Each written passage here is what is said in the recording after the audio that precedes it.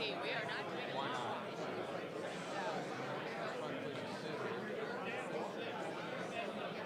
Guys, talk to the tall guy.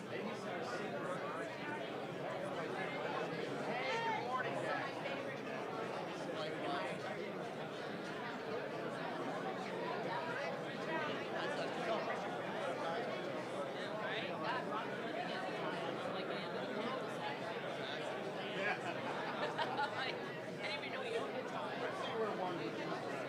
Yeah, I know, right? So what's the setup? And small island many hats.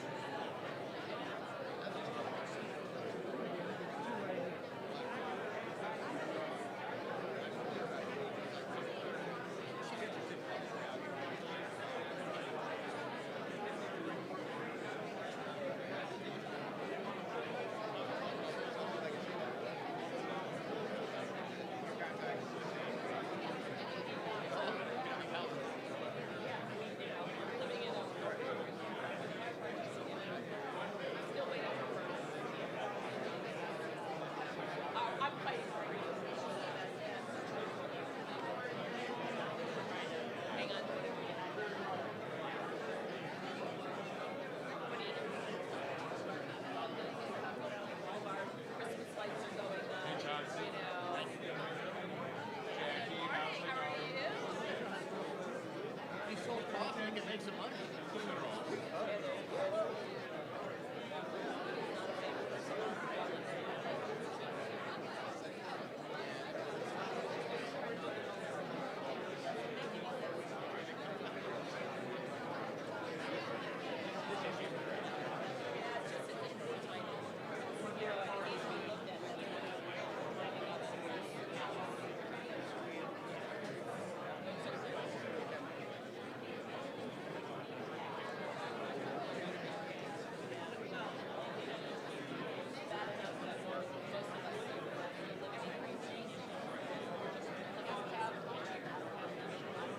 We're in my son's bedroom.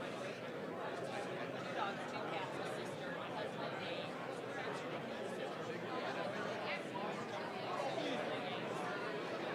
We just rented a house. It's nice to have all your stack there.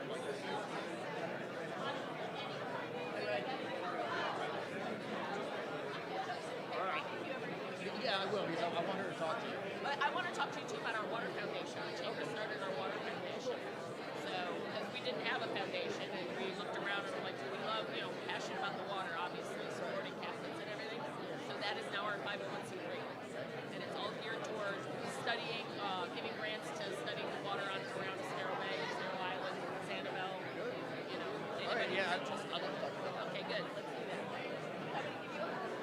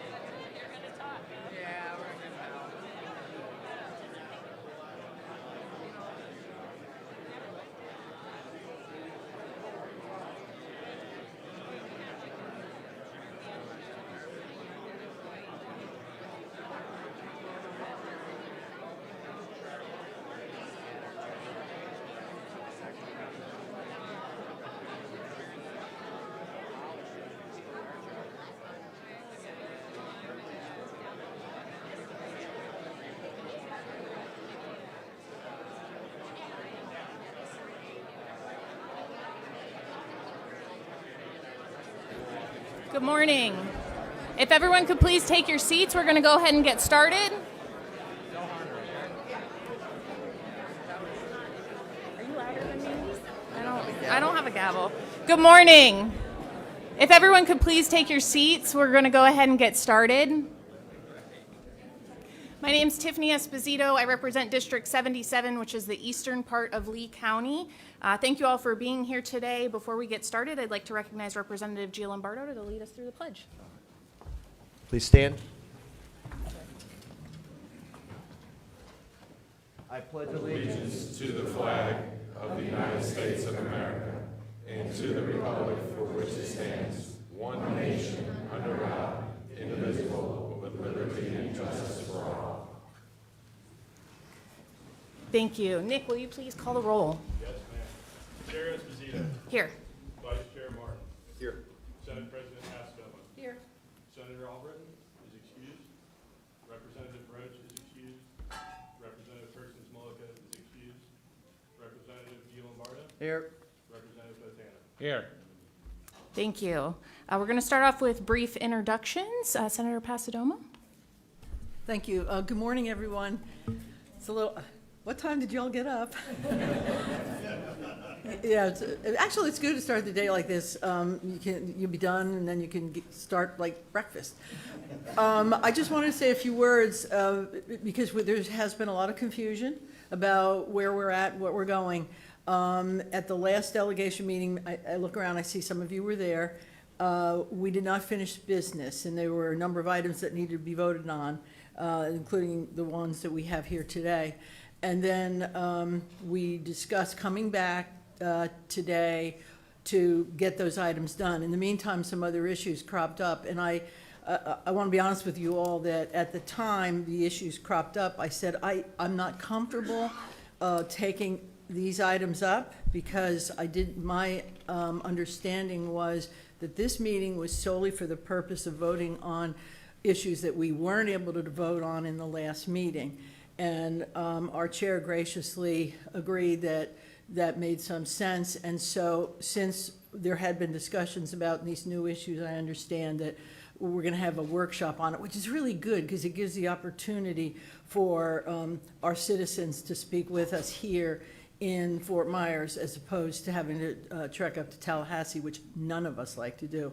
And the reason I wanted to mention all that is that because I thought we would have such a short, meeting in terms of just the things we were voting on, I did not anticipate staying the length of time for this this meeting because I have a couple of events to go to in Naples, and I know Senator Martin has to go to Tampa to catch a plane, and that would not be good if he misses it.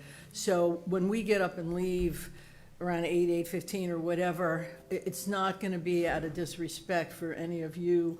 You've got a good team here anyway to listen to your concerns that will share with me and Senator Martin during session and whatever. So please, when I get up and leave, don't go, hey, damn.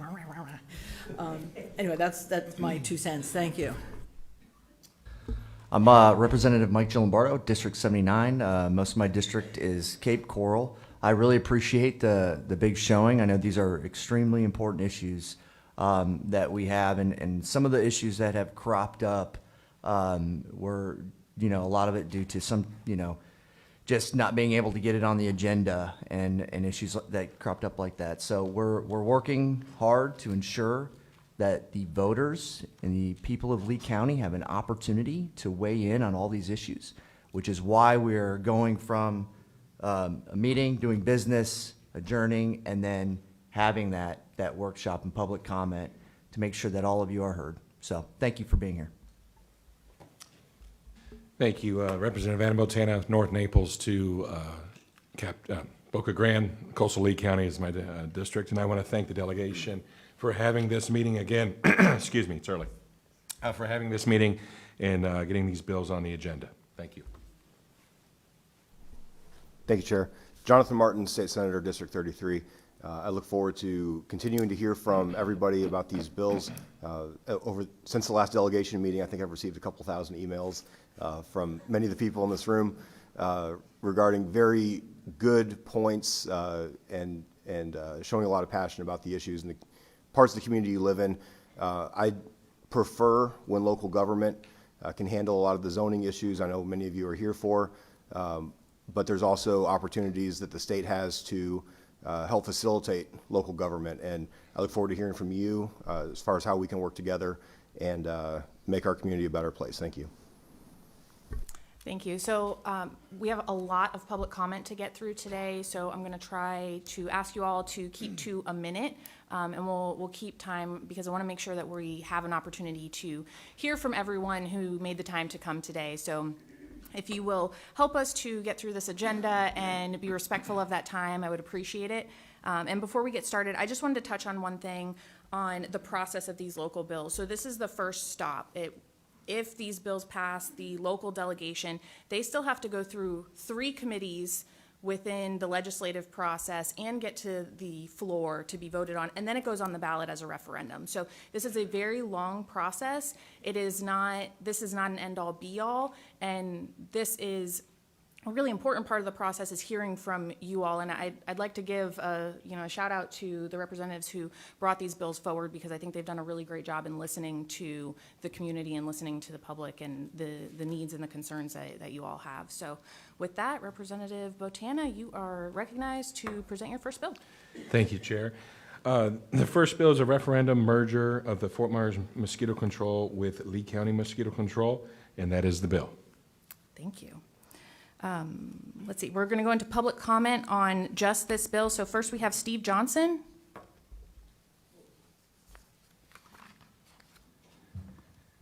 Good morning, Chair Esposito and fellow members of the Southwest Legislative Delegation. I'm here to speak on as an elected commissioner of the Fort Myers Beach Mosquito Control District opposing the merger of our district. However, as a tax-paying resident of the district, I am deeply disturbed that this bill is being considered by the delegation. It is an assault on the sovereignty of the residents in our tax-paying district. As we review the draft bill today, I can only come to the following conclusions. As of October 1st, a full month ahead of the referendum, the bill intends to amend the Lee County Charter to absorb the territory of Fort Myers Beach.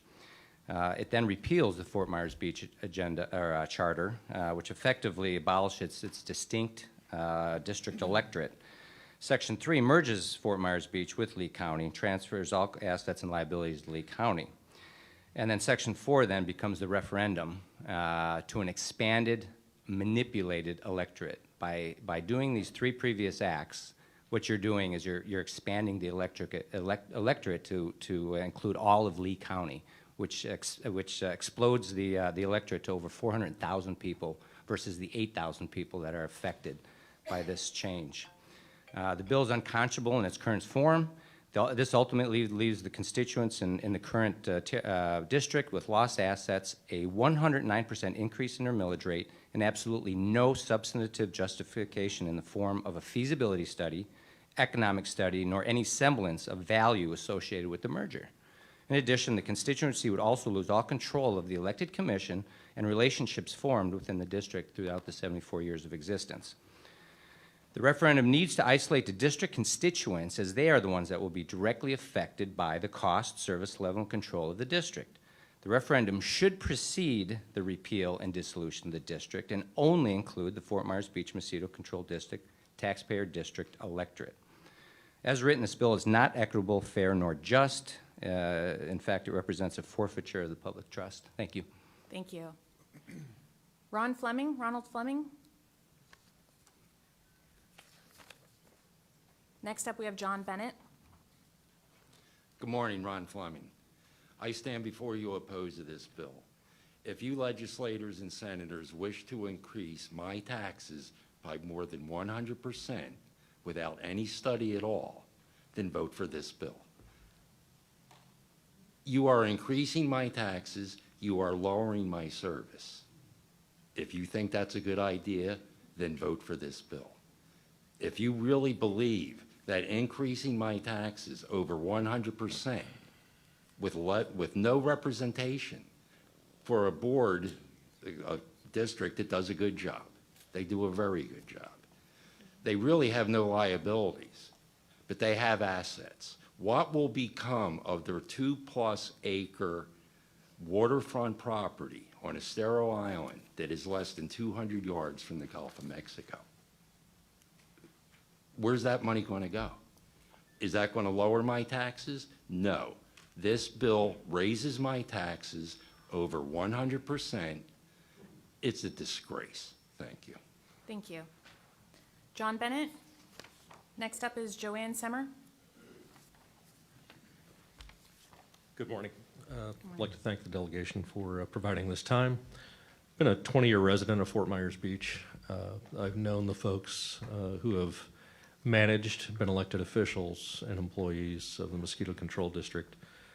It's always been a well-run organization. My services have always been top-notch and almost immediate. You can give them a call, and literally within hours, they're there to take care of any concerns that you have. And more concerning is, elimination of this would raise my fees for the same service for Lee County. And I don't see the logic in paying more for the same or less service over time. So therefore, I ask that you not support this bill. Thank you very much. Thank you. Joanne Semmer.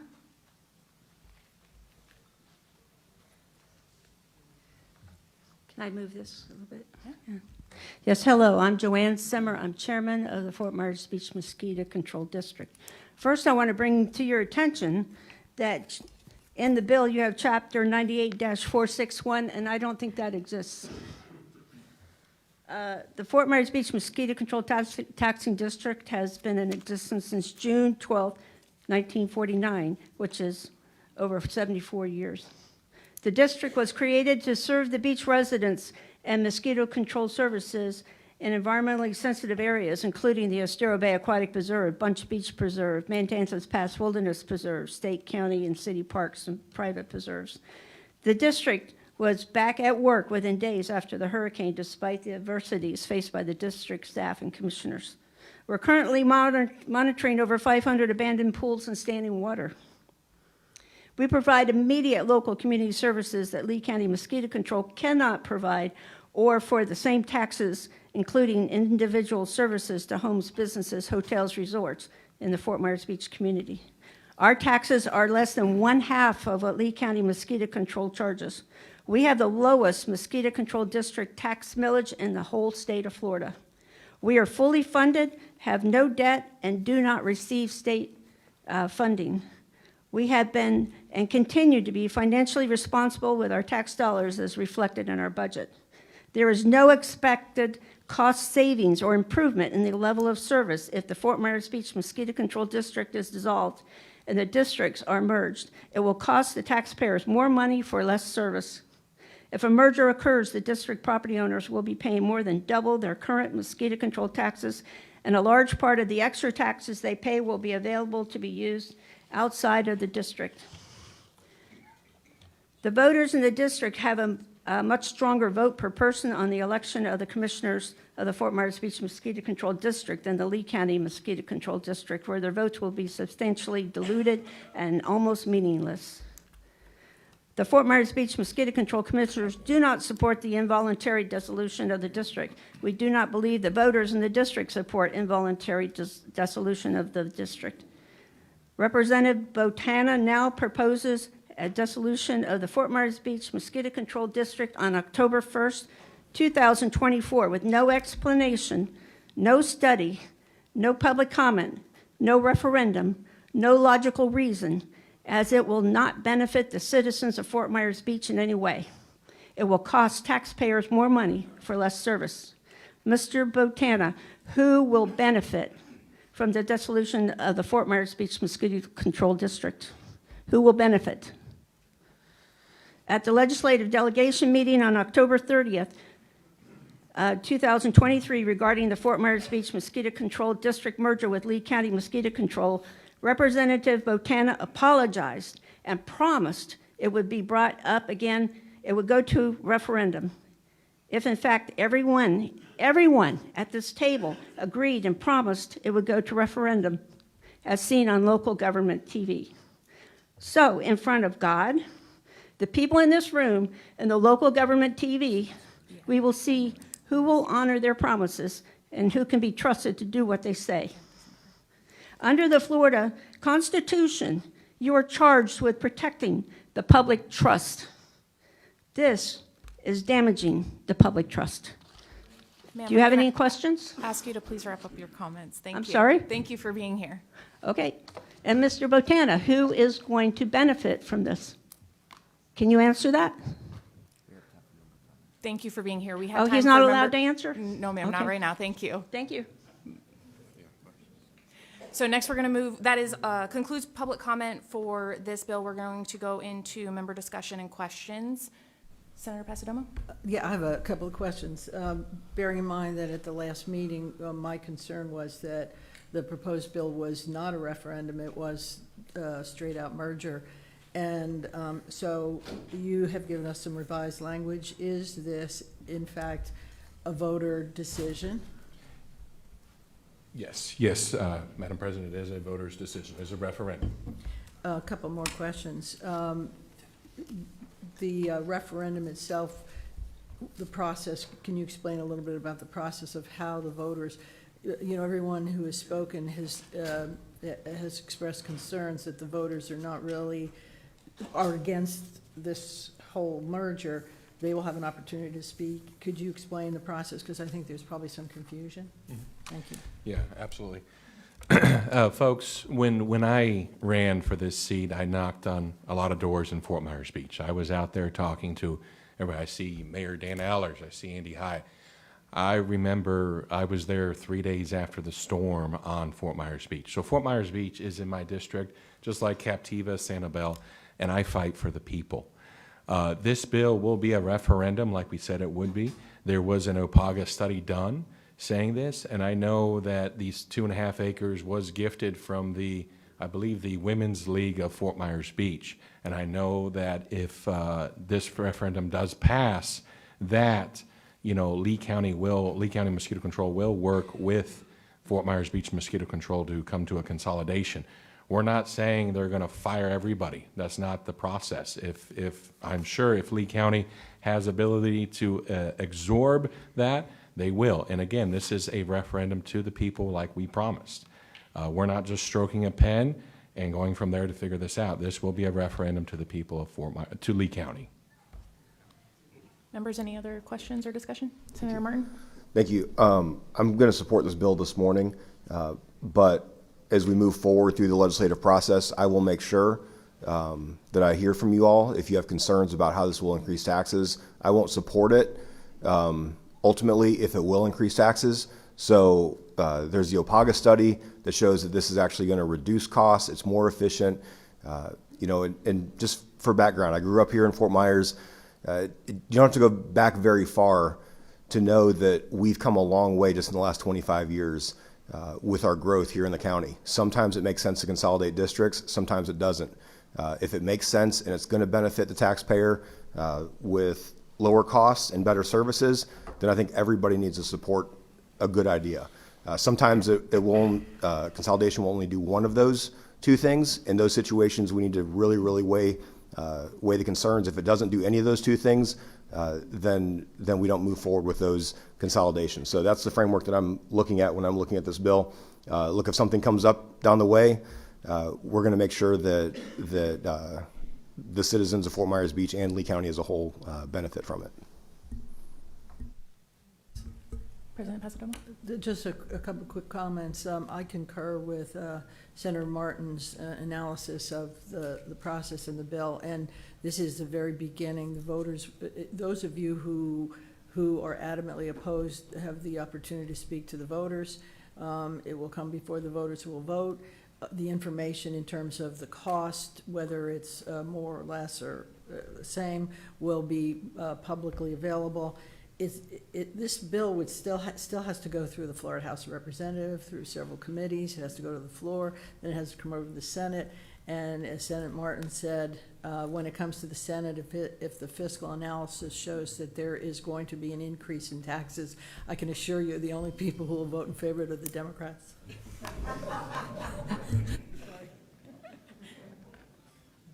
Any other comments or questions? Representative Botana, you are recognized to close. Again, thank you, delegation, for bringing this bill up. And again, folks, you know, if, like I said, if this bill will raise taxes, I second the Senate President. Democrats will be the only ones voting for it. So with that, I close. Thank you. Nick, will you please call the roll? Chair Esposito. Yes. Vice Chair Martin. Yes. Senate President Pasadena. Yes. Senator Albritton is excused. Representative Rhodes is excused. Rep. Persons Mulligan is excused. Rep. Giambardo. Yes. Rep. Botana. Yes. With that, the bill passes. Thank you. Next up, we have Representative Botana, the merger referendum for the Fort Myers Beach Fire Control and Bonita Springs Fire Control District. Thank you, Chair. Folks, just to give you some backup, I've been in communication with my chief, and I've told him on Monday that I would pull this if we have some talk between Fort Myers Beach and Iona about a study to merge those two districts. And I'm a man of my word. I will pull the bill to merge, to call for a referendum. But just to let you know, this is going to be a study that they're going to produce. We're going to have it back up here next year. And I can tell you with this delegation here, we're looking at consolidation of some districts. This needs to happen. Just for instance, Broward County has 1.9 million constituents. We have just under 900,000. We have the same amount of fire districts between those two. How much overlap do we have? But I will pull this bill, and I look forward to working with the fire chiefs and the unions and everybody along this line to get this done with that. Thank you, Representative Botana. So with that, those of you who are here to speak on this bill, because the bill has been withdrawn, we won't do public comment. However, I will make sure to put these into the record and note that you were here.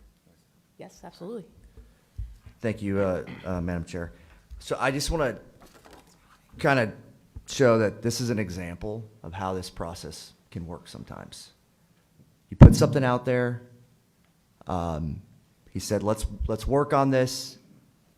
Fort Myers Beach, Iona, Bonita, they came to him and they said, let's work together on this. Let's figure it out. We understand the intent, and there's an issue. This is how the process can work. But they reached out. Some folks don't reach out. So I say this to you. When you see legislation, you have lots of concerns, find out what the intent is, reach out. These things can be resolved. But if you don't want to resolve it and you just want to fight it, we got the votes. So, and again, these are referendums. They go on the ballot. This is for the people to decide whether or not they want to merge mosquito districts, fire districts, and so on. So I just want to say that this is a great example of how we can work together. Thank you. Thank you. Any other comments? All right. So that concludes our official business. So the official part of this meeting is adjourned, and now we'll move into really just a discussion to hear from you all on the next three bills. So first up, we have Lee County single-member districts. Representative Giambardo, you are recognized. Thank you, Madam Chair. So this topic, this bill proposal will essentially, currently we have 5 county commissioners all voted on by the entire county. They still represent a district, right? But they are voted on by the entire electorate in the Lee County. This bill will take those 5 county commissioners and make each one of them voted upon the people of their district. So only the people in their district will vote for them. There will be 2 additional at-large seats, and those at-large seats will be voted on upon the entire Lee County electorate, and that will balance everything out to ensure that when these 5 are working for resources and fighting for their districts, that there is a balance between the entire county. One of those 2 at-large seats will be voted upon to be the chair, and the vice chair will have to be somebody from one of the single-member districts. So that is the referendum that we are proposing to ask the voters if they want to change their structure of county government. And that's it. Thank you. Members, any questions? President Pasadena? Thank you, Madam Chair. I have a number of questions because this is, again, something that's new to me. And first of all, I appreciate your willingness to take this off as a vote, because I have felt that there's just not enough time for us to review.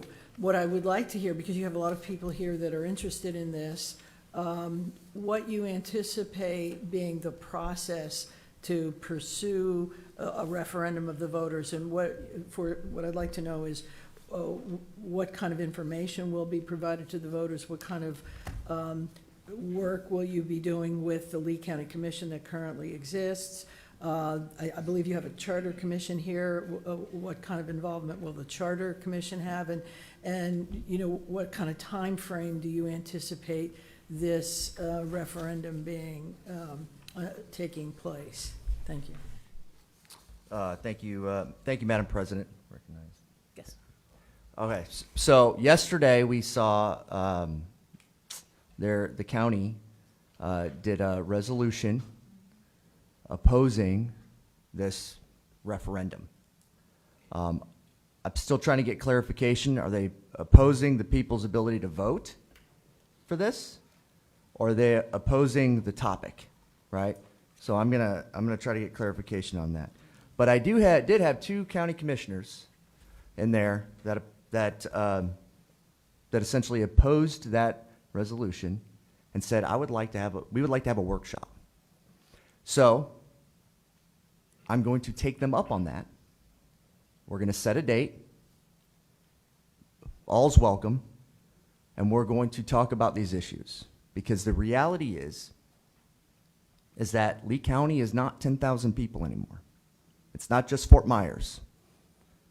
Lee County is an extremely diverse county. We have islands, we have beaches, we have farmland, we have Pine Island, who is has an industry of fishing. We have suburbs like Cape Coral. We have a city like Fort Myers. So I think it's extremely important that we give those voters the opportunity to weigh in to see if they want their county commissioner to be truly committed to their district. We are all single member here.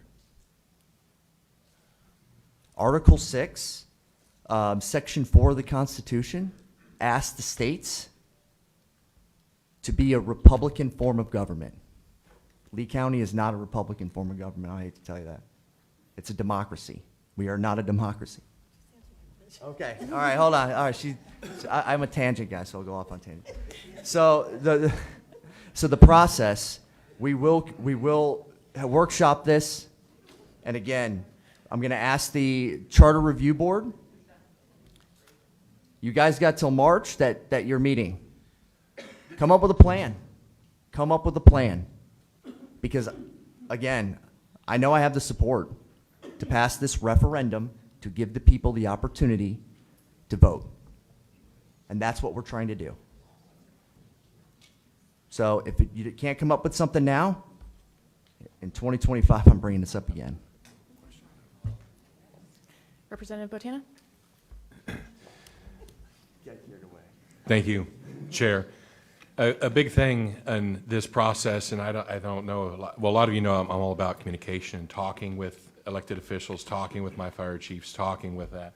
And Chair Lombardo, G. Lombardo, I mean, he called us, you know, and the thing is, it's good to see that some of the county is making that effort. Are they making that effort to contact you? Are they making that effort to work with you with this workshop?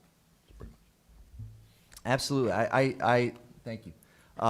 Absolutely. I spoke to a group the other night, and we will continue to speak to groups. That's part of it. We will go into different communities and educate them on this. And the opposition is also welcome to do that as well. That's part of the referendum process, right? This is a ballot initiative. This is not us just saying, this is how it's going to be.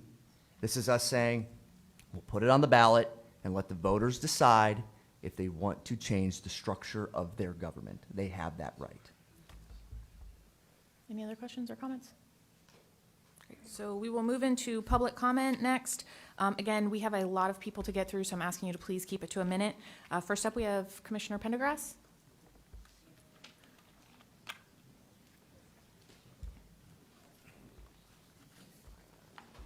Following Commissioner Pendergrass, we have Commissioner Sandelli.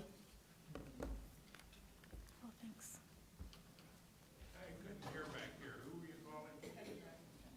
Commissioner Cecil Pendergrass.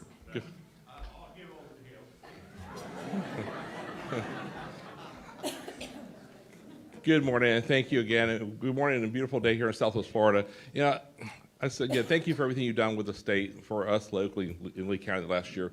Today is the end of hurricane season. As we celebrate that, we all need to continue working together. So I just want to make sure that I understand, me personally, I want voters to have a chance to vote on something. I personally like the process we have now with the Charter Review Commission. There's 3 processes to get to where you want to get to on this issue. That is a referendum through the Board of County Commissioners could put on the ballot. The Charter Review Commission, which is still in session until March 26th of next year, can do it, or a group can do petitions to get it on the ballot. So I'm asking you to do right now, as far as this, table this for now. We'll have discussions throughout the year about this and see where we go. We have a lot of work to do for the community and look forward to working together. Thank you.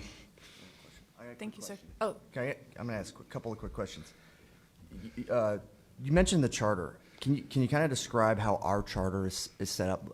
How many are appointed per member? great. Do they have to live in the district? Do any of them not live in the district that you represent? Kind of give us that makeup if you can. So first of all, you mentioned the county commissioners have a district. We only have to live in the district based upon, for election reasons, or based upon our county charter. Our responsibility is for the whole county. We only have to live in the district identifications for our districts, so for elections, make sure we all live in the same district. The Charter Review Commission is made up of 3 appointees per commissioner. So there's 15 people from the community. Many are here today throughout the community. I'm not sure, I don't remember the residency. This is something we do once every 8 years, I believe, or 6 years. I'm not sure if they have to live in that district, but the makeup, the Charter Review Commission is very diverse from the whole community by 15 people. Do you have anybody that doesn't live in your district on the Charter Review? I don't remember exactly where they all live. There's many people in there. I'm not sure exactly. I don't remember who my appointees were. We appointed them over a year ago. But I'd be happy to get that information to you. And all their information is public record. It's on our website, though. Okay. One last question. So the resolution yesterday, was that opposing the bills, or was that which are referendums, or was that opposing the topic? Opposing the bill based upon the structure of that, and when the electoral county mayor with a $3 million impact to the Lee County, I think that money each year, $3 million a year impact. And also my concern about the single member districts was that it reduces voter limitations. So if people instead of vote for all 5 commissioners or 7, you can only vote for 2 at any given time. That was my concern about voter suppression on that. So that's my concern about that. And the $3 million impact every year. So you don't want the people to decide how their government is structured? Well, they did that in 1996 on our current charter form of government. This was brought forward, I believe, because I believe Matt Caldwell provided the bill for information for you, and that's why we're here today to have this discussion. And I get that. Me and Matt's been talking about this since 2005. This has actually been going on for a long time. So I'm just trying to get down to that, because you said that voter suppression, and what you did essentially is say that you don't want the people of Lee County to have an opportunity to vote on these issues yesterday. Not at all. We have the opportunity. That was the resolution. No, the opportunity is through the Charter Review Commission. We have public meetings monthly, and anybody can come speak on any subject, including this subject. So we have open doors to everybody. We have Charter Review Commission meetings monthly, and the public is welcome to speak on this issue. And that's why I was asking if we could continue going through that process. So it's made based upon the current charter home rule that the form of government, the way we have now, is part of the process is people coming and giving that information to the Charter Review Commission. So what's the Charter Review's intent? What is their intent? Because to my knowledge, it's an independent review of our charter. Would that be accurate? Make any changes within the county or the charter of the county based upon that. Okay, so it's an independent review of the charter. From public input. From public input. Yes. So I've had actually some charter folks tell me that there was some initiatives, or they've been even questioned on what do you support, what you don't support by the commission. Would you consider that an independent review if the commissioners are weighing in on that?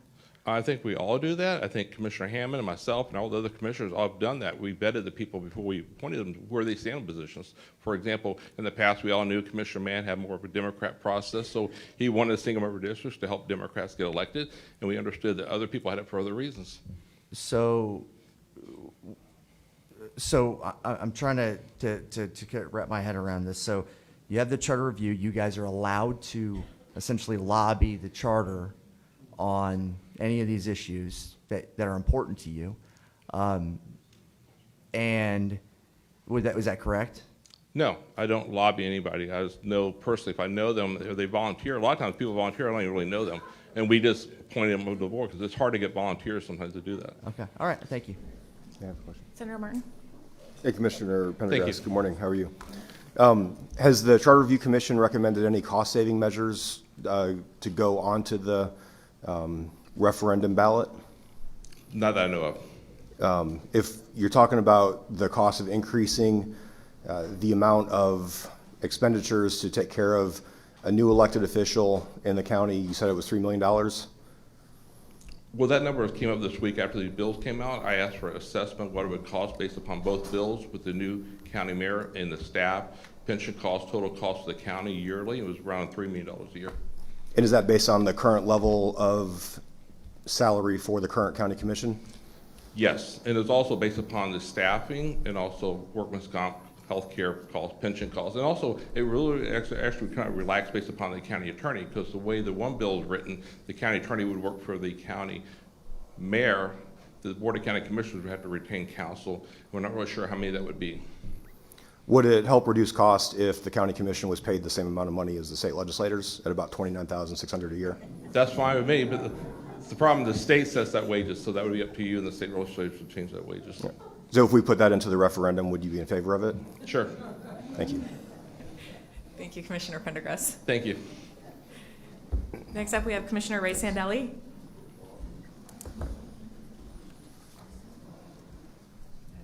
Good morning. Good morning. I didn't know we were going to split the two issues, but just so I frame this correctly, I came here to oppose both local bills.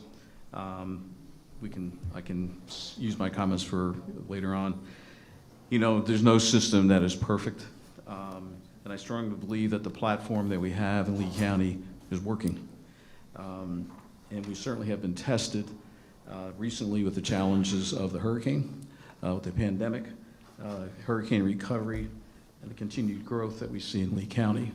And we've been able to do that, I think, effectively, not only with the county administration, but the help of all of you. So thank you for that. We've accomplished much. We have a lot of work to do. My focus, right now is I believe that our community and our citizens, deserve our best efforts and focused efforts to provide a stable and efficient delivery of services for our constituents. And I think that's what we should be focusing on right now. There's a lot of people hurting out there, and we've made a lot of good efforts, to alleviate some of that pain. And so all the talks about all these other issues, to me, are somewhat secondary to the fact that we've got people that need us right now for a lot of other things, insurance and rebuilding and so on and so forth. So I hope that is going to be our collective mission. Thank you. Thank you. If you don't mind, one moment, President Pasadoma? So, and I understand what you're saying, and I concur with your thoughts. If this is this is obviously not going to happen today, tomorrow, next week, next month. Yeah, and I only have one more year. Wouldn't that be an interesting step? So my question to you, do you have any concerns with a process in place as Rep. Gino Lombardo has indicated over a period of time, workshops, community? I think when y'all did the superintendent, there was a long process of community involvement and workshops and discussions and whatever, and it took about a half a year, and then it went to a vote, and so the voters were fully informed. Would that? Well, we didn't control the school board. Well, I'm just So, saying that that process. that took its own form or fashion, so on and so forth. I felt after the numerous discussions that we had, the vote that we had, basically said, hey, we're going to go forward the way we are right now. And again, I couch that within my own feelings, is that more time spent on this takes away from the other issues that I'm very concerned about, because I deal with the Fort Myers Beaches in my district, as well as I have 3 incorporated areas. I'm down here with Mayor Allers, a couple times a week. We talk every day. I know what the issues are, and that's the charge. So, thank you. Thank you. Next up, we have Philip Ford.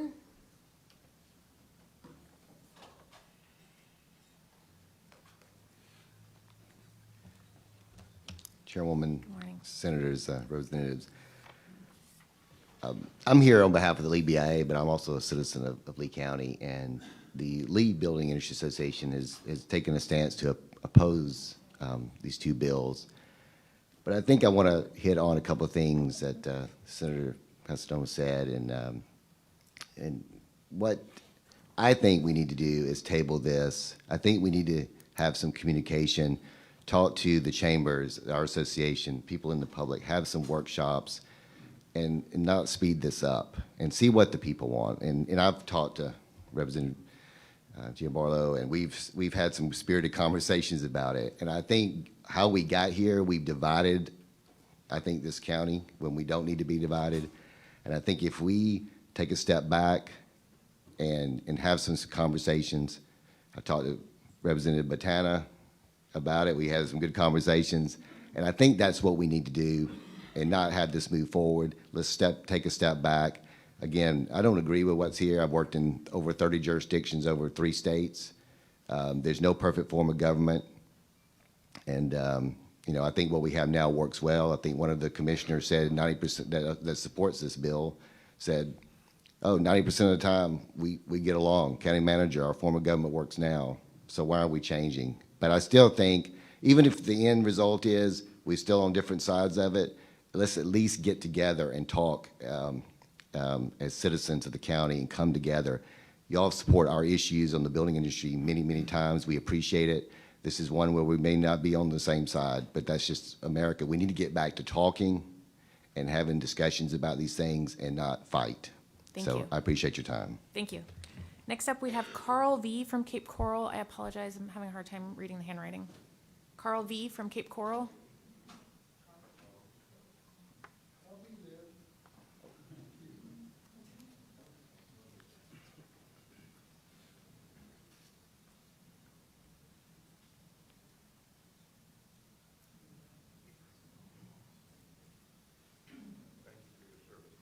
Thank you. I appreciate the comment. Good morning, Vietnam. I'm Carl Lowe. I was fortunate enough to be appointed to the Charter Review Commission of Lee County on one single issue, and you guessed it, single-member districts. I participated in the Charter Review. My vote was a swing vote. We still have the ability to vote for 5 good people. The reason I say Vietnam, I was in the service for 27 years, and one of the things I fought for, thank you very much, one of the things I fought for was voting for all the people.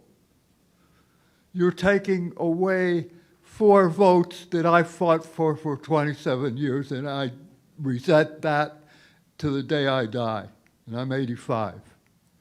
I feel that there needs to be diversity. You have an opportunity to vote for different individuals and see what they're going to do as a county. I think with single-member districts, you get 1 or 2 issue people. They want to just do what they want to do for the county in their district. They don't look at the whole district. It's like trees and the forest. They don't see the forest, they see the trees. This is one of the things I think. The other thing is it's cronyism. Well, you vote for my issue, I'll vote for yours, and you know you can get around the sunshine rule. So you can, just by your comments. So I plead with you. I think the last statement is use the Charter Review Commission, and I'll get on it again. Thank you. Thank you, sir. Yeah. I'm going to ask you all to please keep it to a minute. We have a lot of comments to get through. Next up, we have Connie Dennis, followed by Andrew Sund.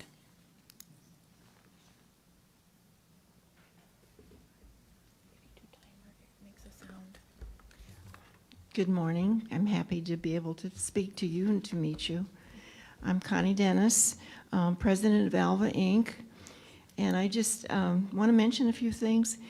We in Alva, and I think many of you came, we have our meeting, when we have political meetings, we have people come to our meetings so we can meet them and get to know them before we have, before we vote.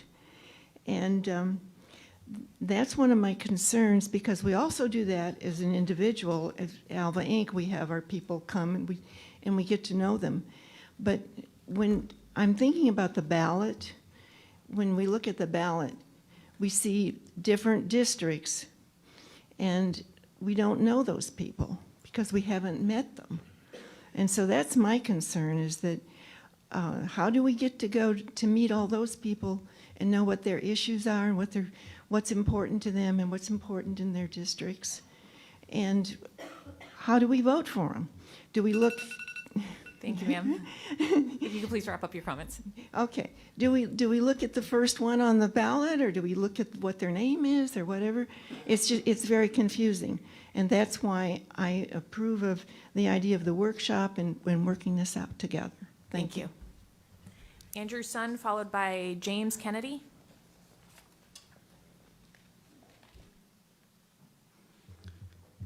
Thank you, Madam Chair and members of the delegation, for the opportunity to speak.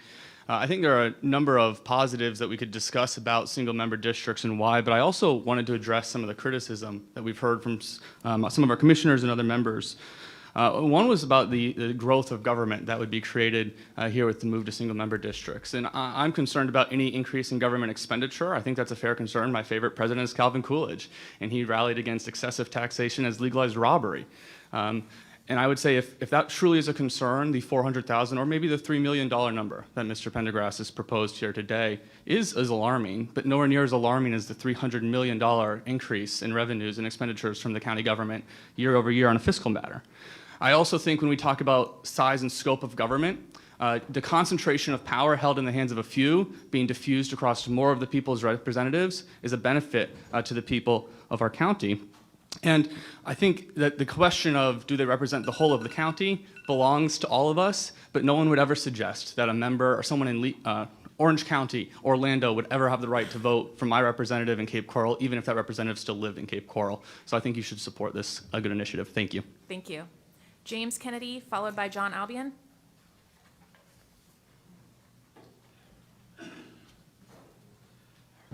So, man, it's not much time to speak, so I support the single-member districts. I'm opposed to the way the resolution's currently worded. I don't think we need to add 2 commissioners, but I do think we need to make our individual commissioners more accountable to the people. I also spent 26 years in the military, and as far as taking away votes, I don't think it takes away vote. I think it connects you and makes the person that you're voting for more responsible and accountable to you. Most of the people that I've heard speak against single-member districts are from the large districts, the wealthier districts, or the heavily funded districts that control development, that control resource allocation throughout the rest of the county. So for these small neighborhoods and communities, single-member districts only make sense. And to argue against that, I really don't see how you can make that argument hold water. The other thing is, I guess that's it. I'm against it. Thank you, sir. I appreciate it. John Albion, followed by Keith B. from Cape Coral. Good morning. Thank you for the opportunity to speak this morning. First of all, instead of taking sides about whether for or against this, my concern is the process. We have a county charter form of government, and therefore I think the first responsibility is to follow the charter. There is an opportunity, if you disagree with the Charter Review Committee or the Board of County Commissioners, to do a petition referendum. It was set up in a similar way if you want to make a change to the state constitution. It's hypocritical to say to do the state constitution one way and then locally do it another. Yesterday's vote by the Board of County Commissioners upheld the charter form of government.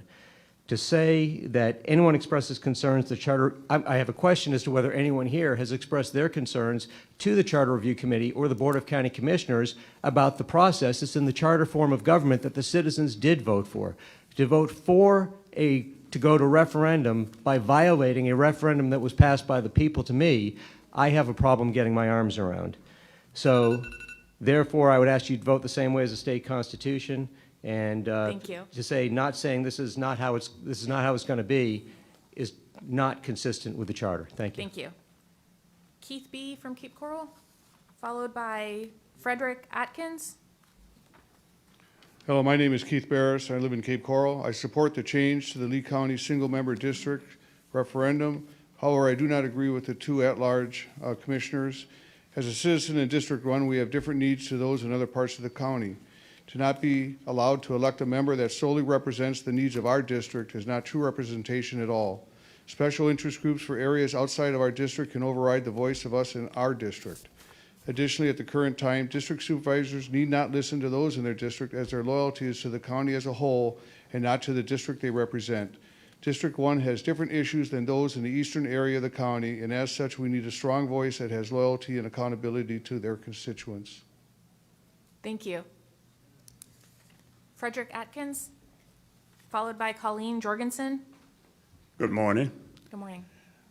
I have just a simple thing to say is that I agree that we should have single-member district. And the reason we should put it on the referendum is to give the people a chance to vote on it. That's the veteran said that he fought so that people could have the right to vote. So let's just give the people a chance to vote on it. Thank you, sir. Colleen Jorgensen, followed by Kevin Besser. Oh, no problem. Thanks for being here. Kevin Besser, followed by Amanda Cochran. Good morning, Madam Chair. Good morning, members of the delegation. Thank you very much for having us time today. I come here as a private citizen and as a member of the Chamber of Southwest Florida Board who opposes both of these local bills. Our stance is that the county government works fine right now. We do have a charter form of government. I actually happen to be a member of the Charter Review Commission, and we did speak up these issues at 4 of our meetings and did not hear very much representation from the public at all about these issues. So we decided to move on. I actually would like to echo a lot of my colleague Phil Ford's comments. We've worked together, the three of us, on a lot of issues in the past, and we will continue to work together in the future, and just hope we can continue to have this conversation. But thank you very much. Thank you. Amanda Cochran, followed by Carl Baracco Jr. Good morning. Neil Montgomery for the record. I'm opposed to the single-member districts and the elected county mayor and the referendum requirement in the Captiva bill. The legislature is working long and hard to keep referendums out of land use decisions where a small few can decide what could happen in other people's commercial or industrial or multifamily property. And this seemed like an end run around what you guys have put in place. So I support what the legislature has done. Thank you. Thank you. Carl Baracco Jr., followed by Jerry Ware. Did you say Amanda Cochran? No, Carl Baracco. I did. No, I did. You're right. Oh, yeah. Ma'am, did you fill out a speaker card? Have you filled out a speaker card? Okay, thank you. Go ahead. I am Amanda. Thanks for coming. But if she wants to pay my taxes, she can be Amanda. No problem. Sorry. Amanda Cochran, fifth-generation Lee County resident. Thank you for the opportunity. I support single-member districts. While I agree with the individuals who are in opposition to this proposal that this is not the ideal pathway for this matter, sometimes the ends justify the means. My understanding is this issue has come before the local charter review members every time they have met for the past almost 30 years, and yet it has never managed to make it to us. After all that repeated discussion through the years at that level, why not give us the opportunity to decide on the ballot? What is the fear of letting us vote on this issue? I have to admit, I have not taken the time to become educated on the details of the business of politics until this past year. Like many voters, I was busy working and raising a family. I also admit there were times that I stood before the ballot box unfamiliar with the candidates and just towed the party line.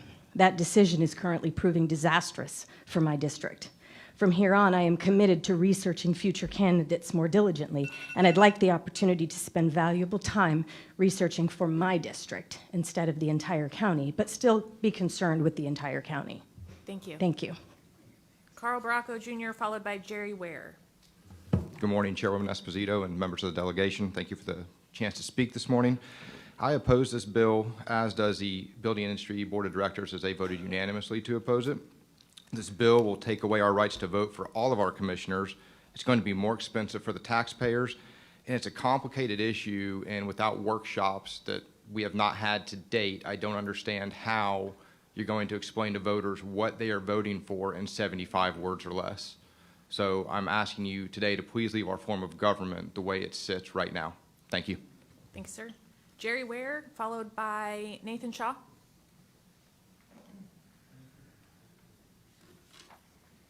Good morning. In the Pledge of Allegiance, we state that, and to the republic for which it stands, one nation under God, and indivisible, and justice for all. Keeping this in mind, as a member of the League of Women Voters, I strongly agree with having single-member districts, because in the League principle, it states that believes that the democratic government depends upon the informed and active participation of its citizens, and requires that governmental bodies protect the citizens' right to know by giving adequate notice of proposed action, hold open meetings, and make public records accessible. It also believes that every citizen should be protected in the right to vote, that every person should have access to free public education that provides equal opportunity for all, and that no person or group should suffer legal, economic, or administrative discrimination. Thank you for so much for reminding all that this is a republic, and this would be advantageous to our diverse population. Give us the right to vote, please. Thank you. Thank you, ma'am.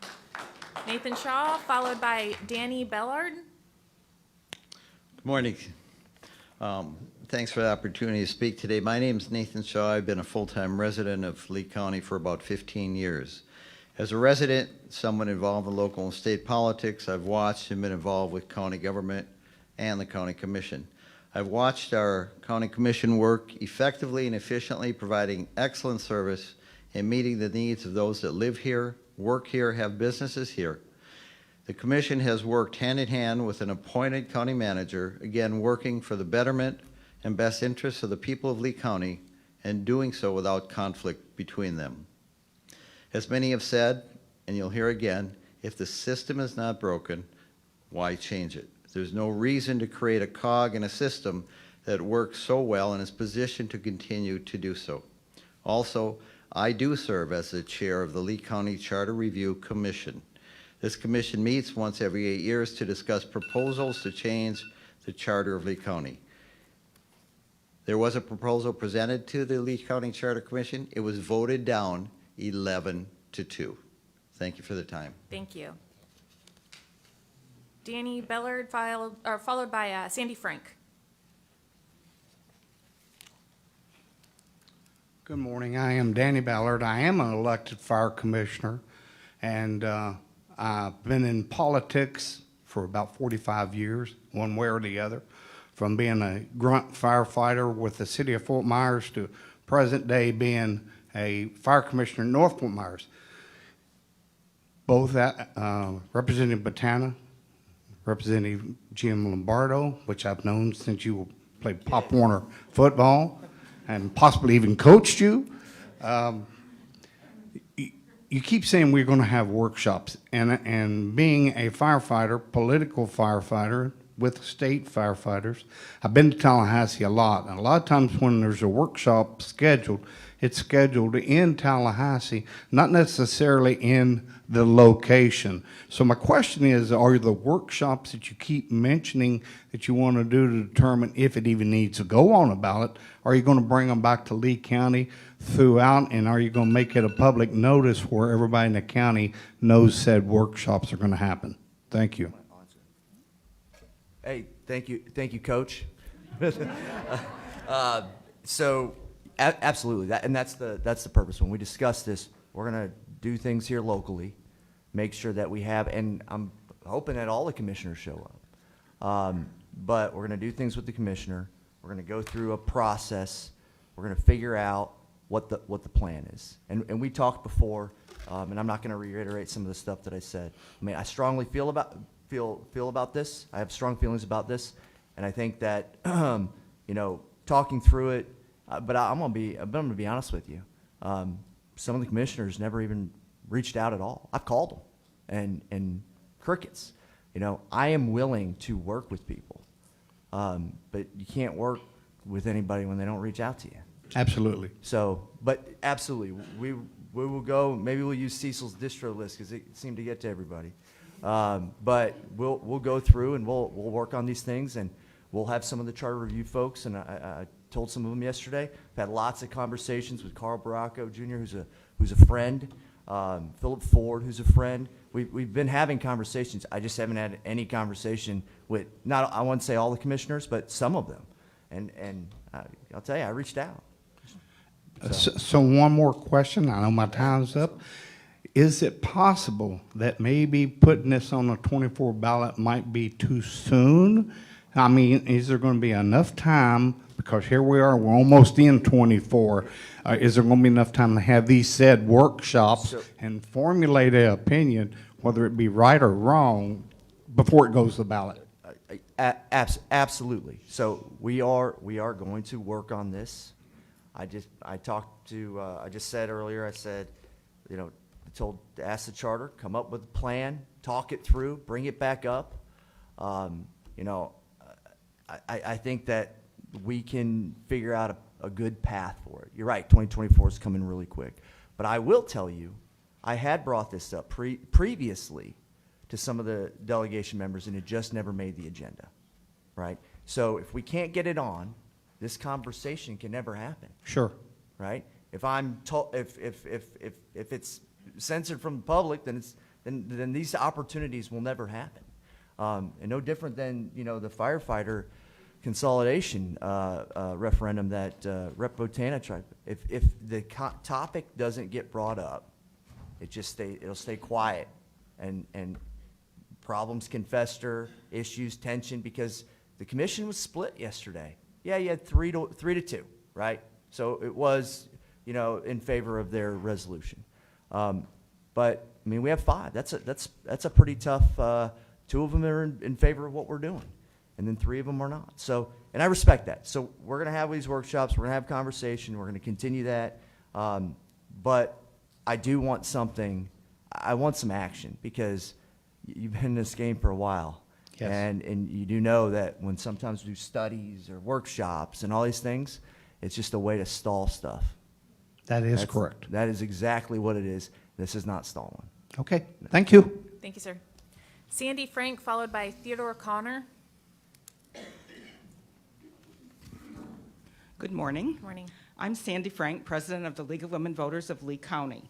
The League is a nonpartisan citizens organization working to improve our government and engage all citizens in the decisions that impact their lives.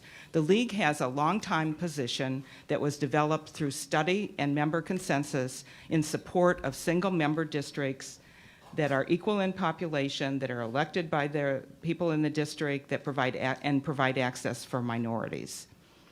In addition to that position, we ask, again, that you support the Florida League's legislative focus for voting rights and election reform, adequate funding for public education, access to reproductive health, and gun violence prevention.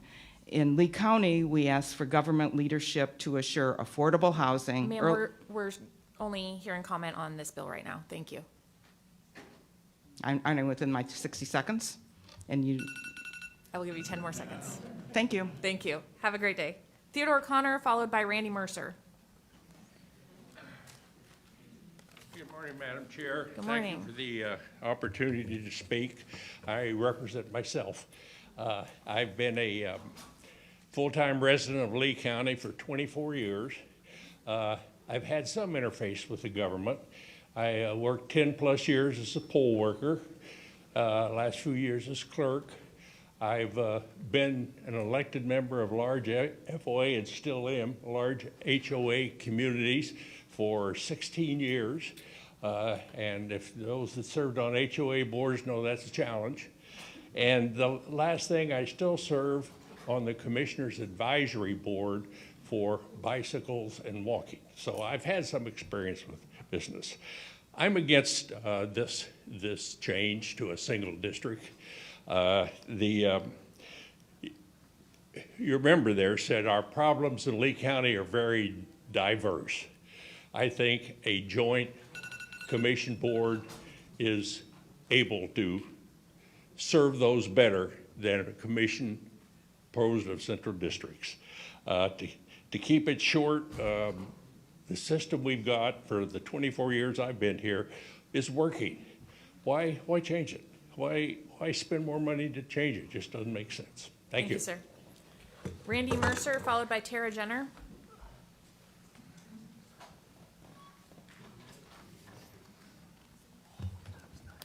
Good morning. Good morning. Thank you for having all of us here today. I have a lot of friends in the room. I have a lot of friends on the dais, and I appreciate all of your efforts for good government. I was born in Florida. I moved to Lee County in 1981. I've seen a lot of changes, most of them very, very good. I have served on the Executive Regulatory Oversight Committee, which is a committee appointed by the Lee County Commission, since 1993. I have been chairman since 1993. That's over 30 years. I have seen a lot of things come across to our desk, and we've had vigorous discussions, lots of county input, lots of input from citizens, pro and cons. Everything we do moves up to the county commission for their decision. We make no decision, just recommendations. I've seen the county commission work for over 30 years in that venue. I am also an appointed member of the Charter Review Committee. We have 18 months of meetings. It's a lot of time and a lot of effort. We have addressed this specific issue earlier this year. We have heard proponents, we have heard opponents, we have had public input, and we have discussed it vigorously. And this issue did not pass by a vote of 11-2. That is not a close vote. It was a very significant statement by the Charter Review Committee that this should not go forward. Presently, this is my personal opinion, presently I want, as a citizen of Lee County, to be able to vote for every county commissioner, all of them, every time. I want to get to know them. I want to hear their platforms. I want to hear all of the public input that comes about. Thank you, Mr. Mercer. We appreciate you being here. Thank you. Thank you. Tara Jenner, followed by Marsha Ellis.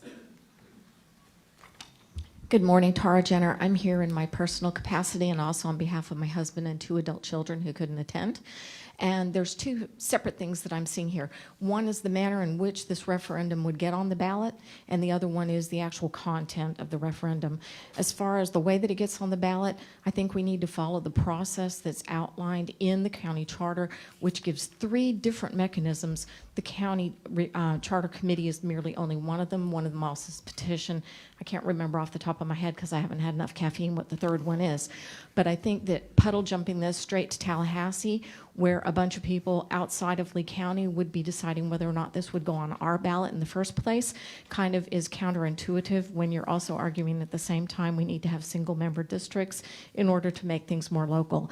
As far as the single-member district issue is concerned, mathematically, I think you have to be doing Common Core math to be going from 5 out of 5 to 1 out of 5 or potentially 3 out of 7. And so that's my stance on that. Thank you very much. Thank you. Marsha Ellis, followed by Denise Eberly. Good morning. I do not believe that this is the purview that's appropriate to be hearing this matter. I am concerned about legislative overreach in matters of local rule, home rule, community development, and zoning. Therefore, I believe this should be taken to the charter. However, the charter needs to be reformed. Currently, it has a 3/5 majority required to move things forward, and so nothing ever happens. Second, Secondly, the charter is full of appointees, and it doesn't represent a diverse cross-section of the county, and that is also a problem. So when our charter form of government, our home rule, doesn't work, then it's opening the door to legislative overreach, and I have a problem with that. When local voices are taken away and matters of representation, structure, zoning, community development, then we need to speak out before our voices are silenced. Thank you, ma'am. Denise Eberly, followed by Joanne Semmer.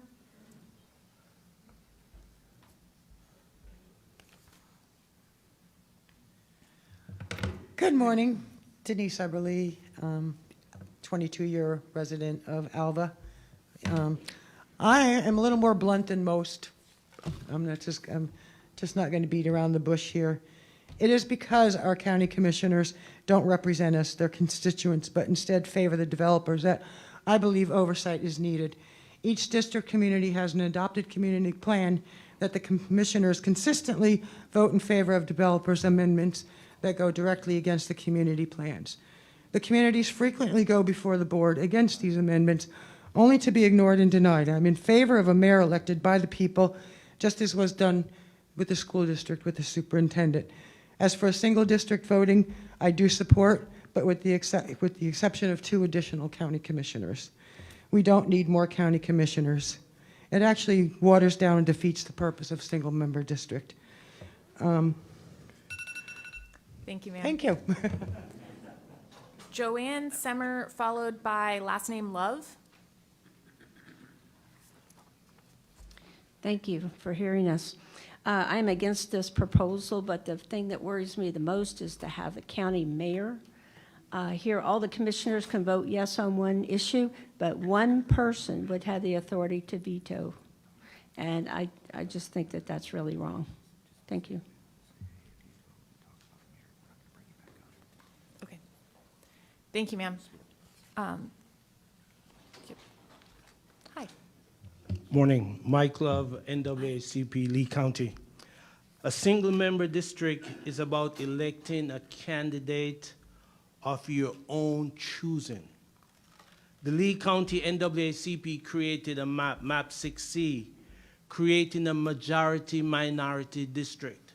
It was totally ignored.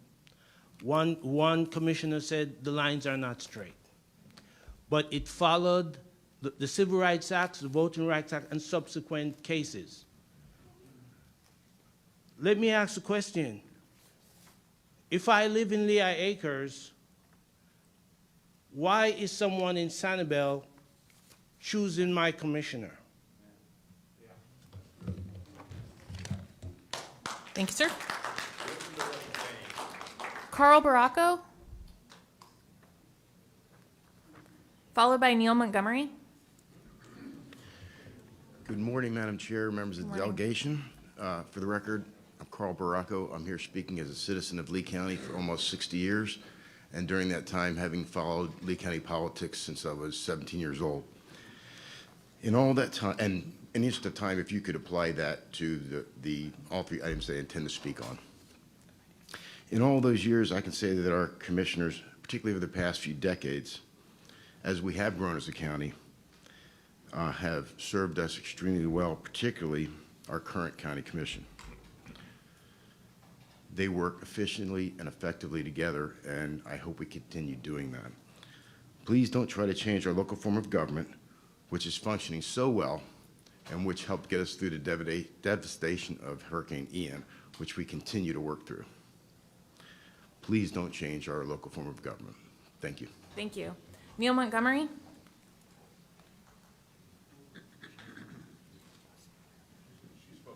You spoke earlier? Yep. Okay, thank you. No, it's okay, thank you.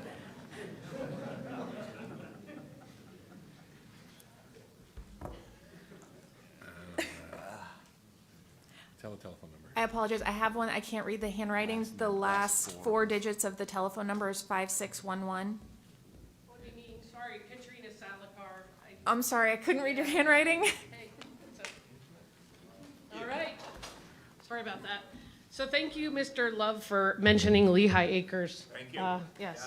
So Lehigh, 130,000 people out there, not represented, plus, with another 140 on the way, is what we're being told.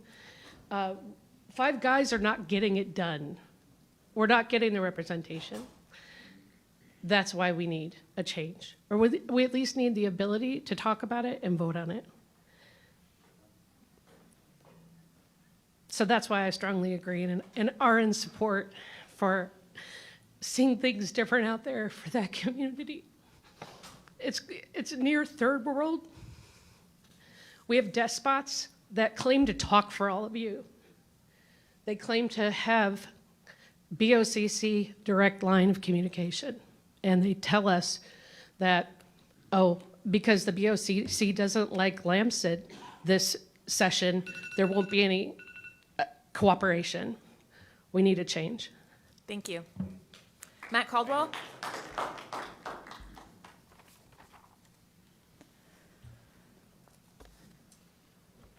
Thank you, delegation members. Appreciate it. And you've heard a lot of good points today. I'll just reiterate a couple of quick ones. First of all, if you look at the contest, most commissioners over the last 50 years have been elected without any serious opposition. But if you look at the ones that are actually contested, 40% of the time, the district loses. The person that runs wins the district and then is voted against by the rest of the county. This is not theoretical. It's not a pie-in-the-sky concern.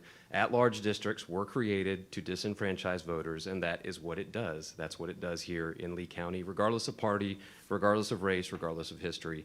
That's the history that we have to recognize. Thank you. Thank you. That concludes public comment for this bill. Do you have any comment? Yeah, me too. Okay, okay. Happy to hear from you guys. If you guys can just fill out a card. Did you fill out a card? Okay. We want to hear from everybody. Just give me 1 second. Can I have those, please? If you can just please fill them out after you speak. Corelli is at the front with the cards. We need those on file. I just got two more. So let's go to Julia Atari, followed by Terry Lodge. If you're looking to speak, please go out and fill out a card and bring it up. Hi, my name is Julia Atari, and I live in Cape Coral. And the only thing I have to say about this is we have districts on our county and in our government, and I think that they should be accountable for their own district. If we were, we wouldn't be in the mess in Cape Coral that we're in. So if anybody would read the newspaper and understand that we wouldn't have cost us $30,000 in legal fees plus the time of the state to fix a mess if we just knew who was running in our own district. Thank you. Thank you. Terry Lodge.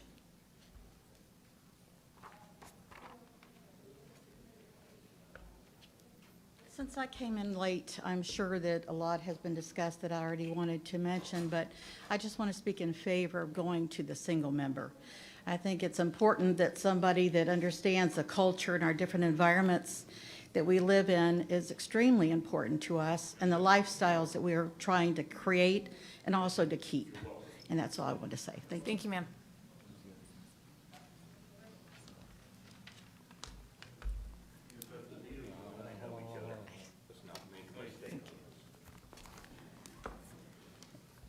Joe Phillips.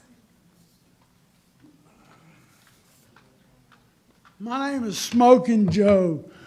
With commissions elected to represent specific districts, there's a risk of prioritizing local interest over the broader needs of the entire county.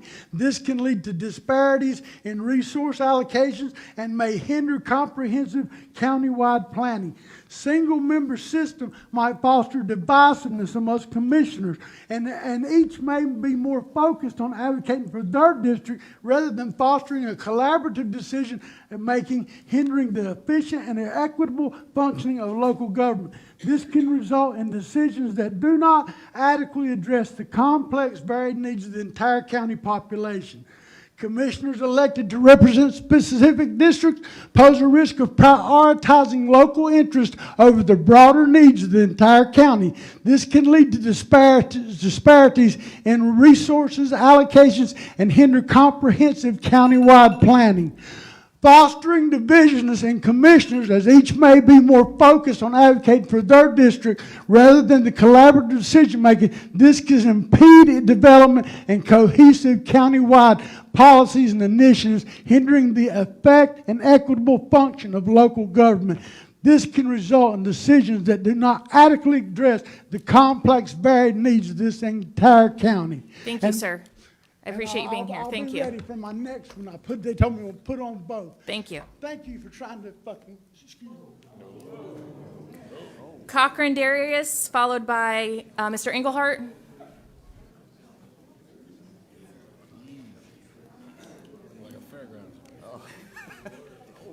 Good morning. Good morning. I think the reason that the county Sir, if you could, commissioners- there you go. If the county commissioners are against this, then we're probably for it.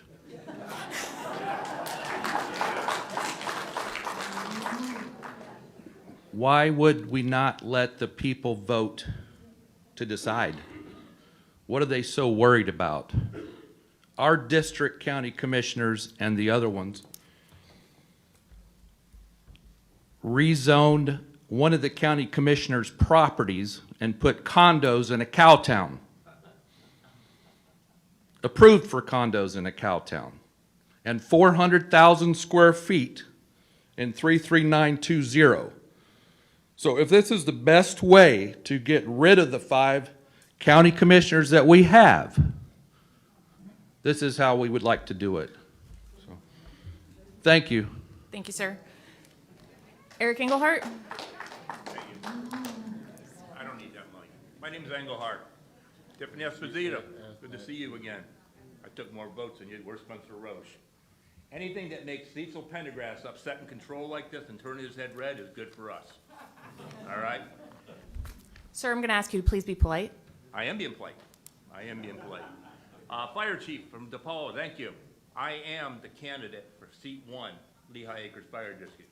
You guys tried to come with the fire district over in our district and try and remove us. I'll incorporate Lehigh Acres faster than you can make it happen. Fair enough? All right. By the way, Mrs. Esposito, how much money did you take from Commissioner Ruane? Are you going to support this or go against it? He said he gave you nothing. Okay? Do you have any comments on this bill? It's his bill. Whose team are you on? You have to vote for it. Thank you. I know you don't like it. All right. That concludes public comment. Do you have any questions or comments? Okay.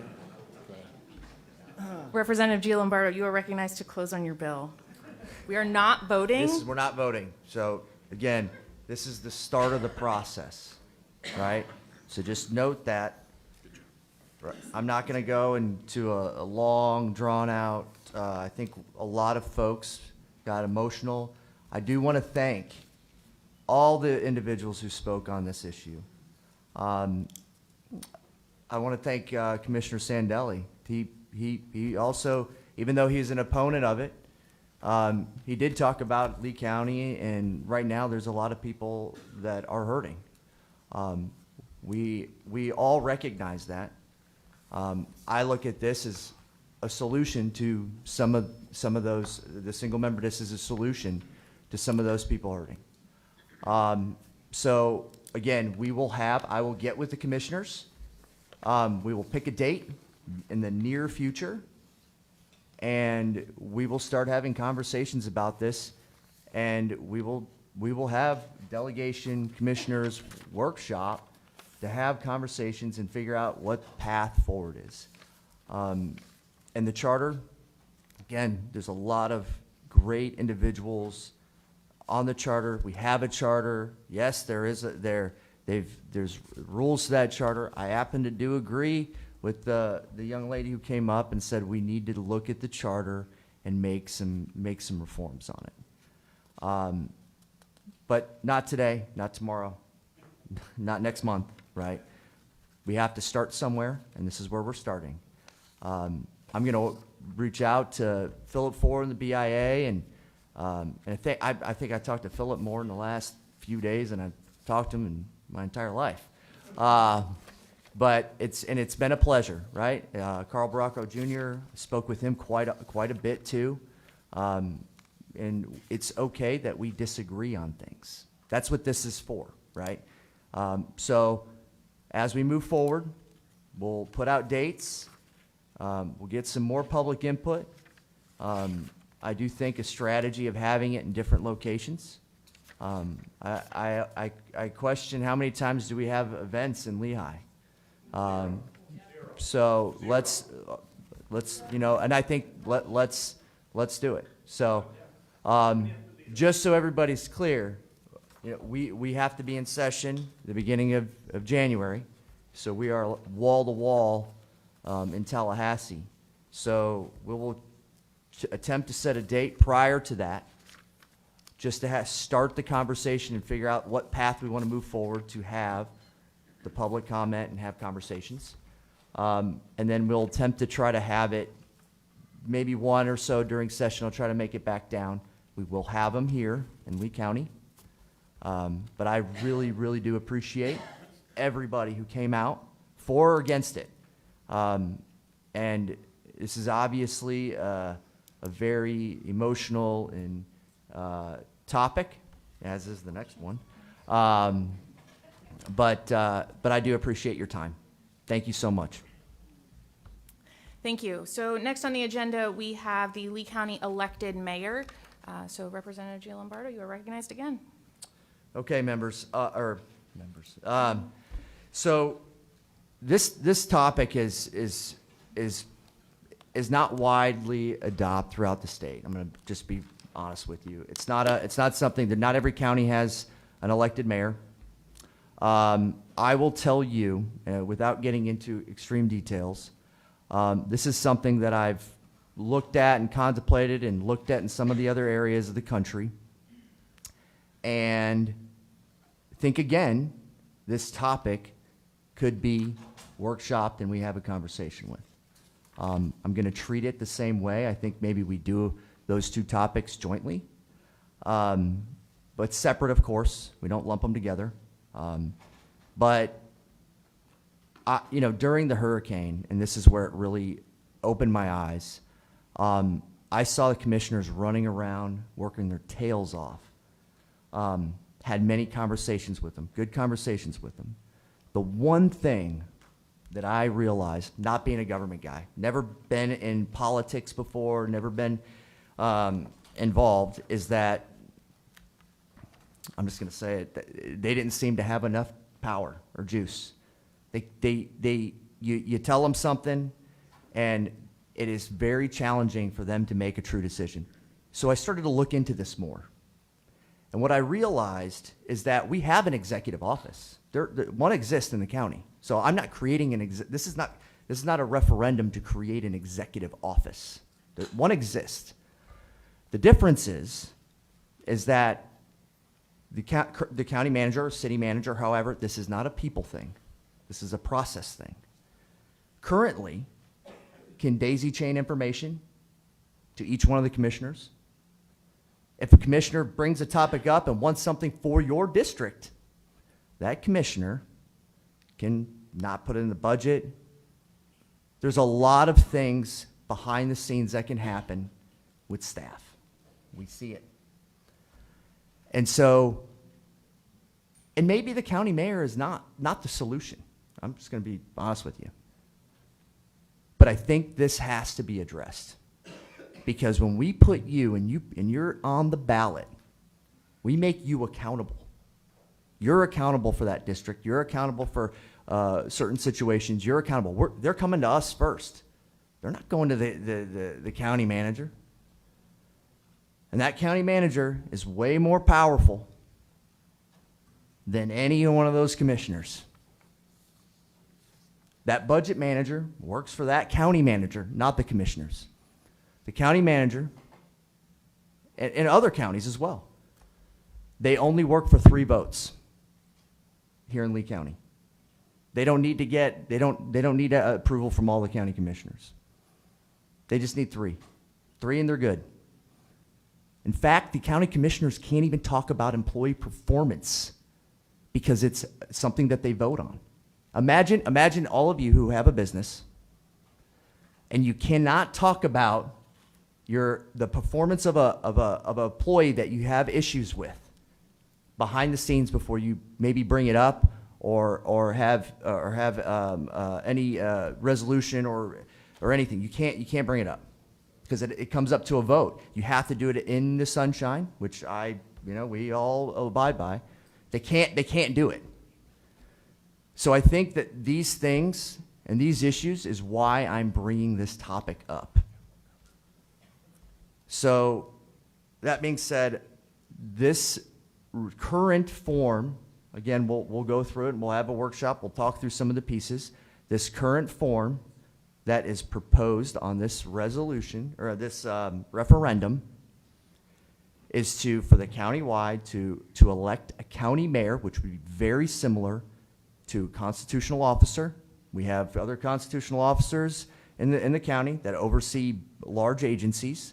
This would be similar, right? It would be a strong county mayor, and that is the current proposed referendum. Thank you. Representative Botina? Yes, I just have a comment just to give it some perspective. The Lee County, David Harner and his staff does a great job. He's always communicating with us. Yes. You know, there's good communication. I want to reiterate that. But just to give you an example, Fort Myers Beach after Hurricane Ian was 2 weeks that nobody had any kind of information going on. 2 weeks that they couldn't find their mayor or their city manager. Can you imagine where Sanibel was having meetings 2 days after? You know, so that's where it comes down to an understanding how you work with this. So it's just great to bring out in light, and I'm supportive in this. So, And I do want to say, because this is not a people issue. I met Dave Harner not that long ago. I think he's a great guy. I really, really do. I honestly do. And I know that he's working hard. We went and saw the EOC. He's working hard.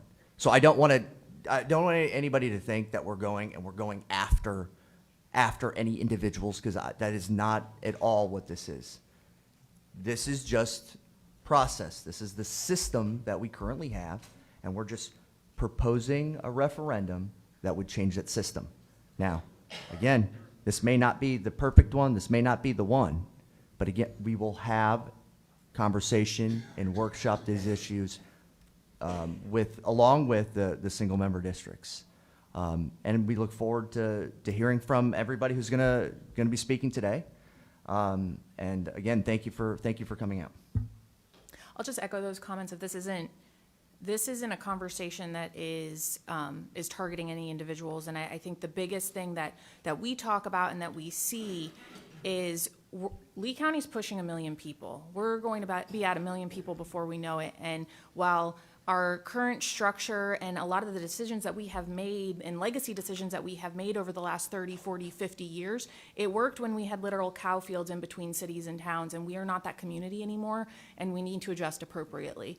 So that's something that I know I keep in mind when we're making decisions. So any other comments? So we will start with our public comment. Again, this is on this bill only. This is the elected county mayor, and we will start with Commissioner Sandelli, followed by Commissioner Pendergrass. Thank you again. I'll reference back to where I think we should be spending our time today, not on these issues, but helping our people. I've worked with some pretty good teams in my life.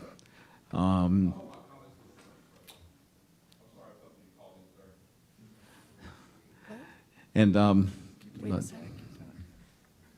I'm sorry. my concern is this. As many of you know, I used to fly for the Navy, and we had different squadrons who did different things. I can't emphasize enough the expertise that our county managers bring to the table individually to elect somebody in that process or that stack of responsibility. To me, I don't know how you make that work. They give you great information. They give you great perspective. They don't tell you what to do, but they allow us to think through the process itself. I don't know how you do the job without somebody that has that expertise And I'm against this proposal. Thank you. Thank you. Commissioner Pendergrass, followed by Commissioner Greenwell. Sorry, but I was outside. I thought you called me up just now, so I didn't lose my 60 seconds. So good morning again. Thank you. I look forward to working with you guys and talking about this more in the future. Kind of like what Commissioner Sandelli says, we have a great staff right now. We work great with, and the things are in place. We're under sunshine. We have a different world. Kind of like yesterday, Representative Giambardo texted all 5 of us during the commission meeting. I couldn't respond back, so I will respond back to you, Mike, later. But due to sunshine and ethics, we can't do certain things like that. And the way the county charter form of government is set up with the manager, it actually protects the citizens. So we, as a collegial board, operate in the sunshine. So we don't make decisions. If something comes up, I need something in my district, I bring it up as a commissioner item. I bring that up, and then we talk about it open air in the public, and we give direction to the county manager. If there's something on the budget we want to bring up, it's simple. We bring it up as a commissioner item. We added the budget. We vote down or up. And that's how the stuff goes on budget. So anyway, thank you for your time. Thank you. Commissioner Greenwell? Thanks, Chairwoman and Representative for giving me an opportunity to speak. Being new to politics, it does get a little nasty at times, but we're all here for the same reason, to try to do the right thing with our constituents and our neighbors. We're all trying to make our place a better place if we can. I look forward to the workshop. Representative Gina Lombardo, I didn't realize that you had been trying to do that. I'll be glad to meet with you. I think it's a positive thing. I think it's something that we should do over many issues that we have in our county. So I'm learning to be a politician. I am the new chair of the board, and I will be more than glad to spearhead that meeting. But I just want to at least give you my reasoning for my vote. Was very simple. As a Republican, I promised that I would never increase government and hopefully never increase tax, or I will never increase taxes. I never want to increase the taxes on the people. My concern about the bills is it does both, and that's my concern. But I'd love to talk through it, and I keep an open mind, and I look forward to spending the time with y'all in a workshop and learning as much as we can to do what's right by the community. I just want to point out one thing, since I was attacked a little bit today, is that I just want to mention something that was done in Lee County in 2017. In 2017, the County Commissioner Board approved in 33920, 1,170,000 square feet of commercial. They approved 1,650 home sites and 600 plus hotel rooms, less than 1/3 of a mile from my property. So I just wanted to point that out, and I'll be looking forward to the workshop. Thank you. Thank you. Carl Baracco, followed by Joe Phillips.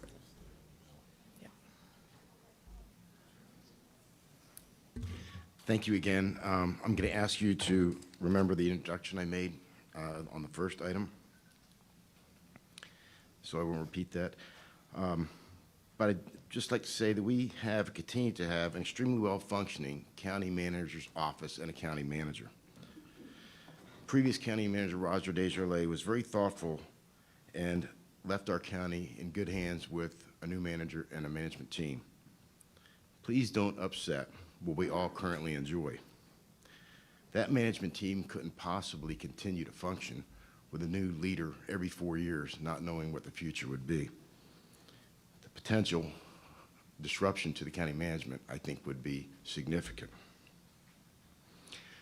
And finally, what really scares me is the way I see it, we could elect a county manager with absolutely zero management skills as long as that person knows how to run a campaign and get elected. Thank you. Thank you. Joe Phillips, followed by Carl Vo. I want to apologize for my outburst. I apologize for that. The concentration of power in the hands of a single individual, the countywide mayor, This can lead to a lack of effective checks and balances, limiting the ability of other branches of government to act as a counterweight. The potential for unchecked authority raises the risk of decisions being made without sufficient scrutiny, which may not always align with the diverse needs and opinions of our community. A strong mayor system may result in the marginalization of voices within the local government. When one individual holds significant executive authority, it can stifle the collaborative spirit that is essential for inclusive representation. Decision-making, potential exclusion of diverse perspectives, hindering the creation of policies that truly affect the needs and values of the entire community. A strong mayor system can be susceptible to issues of accountability. With extensive powers, the mayor may face less scrutiny for their actions, reducing the avenues for which citizens hold their leader accountable. We already have that with PM strategies. Let's just get real. And Thank I you. reached out to you. You refused to speak to me even off the record. Thank you, sir. Carl Vo?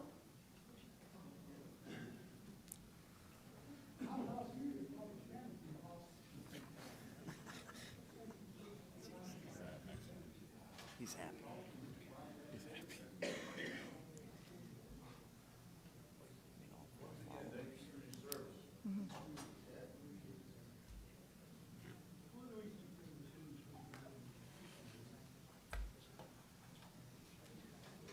Good morning, your ranks are getting thinner. I would like to say that elected official, it will be a political ballgame.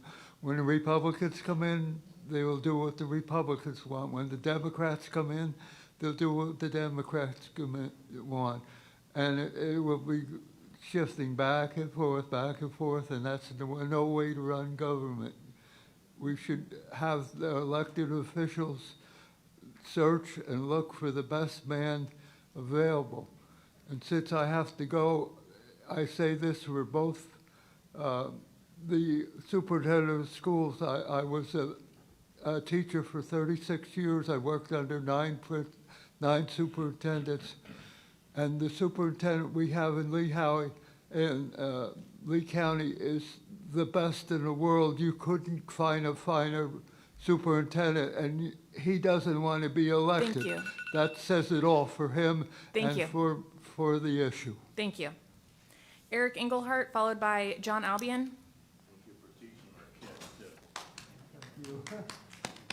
Hey, guys, I have a question, and this is this going to be a nonpartisan party, or is it going to be Republican, Democrat? How are you going to look at this? Party? Party. Wouldn't it make more sense to make it a nonpartisan? Line up right with the constitutional officers.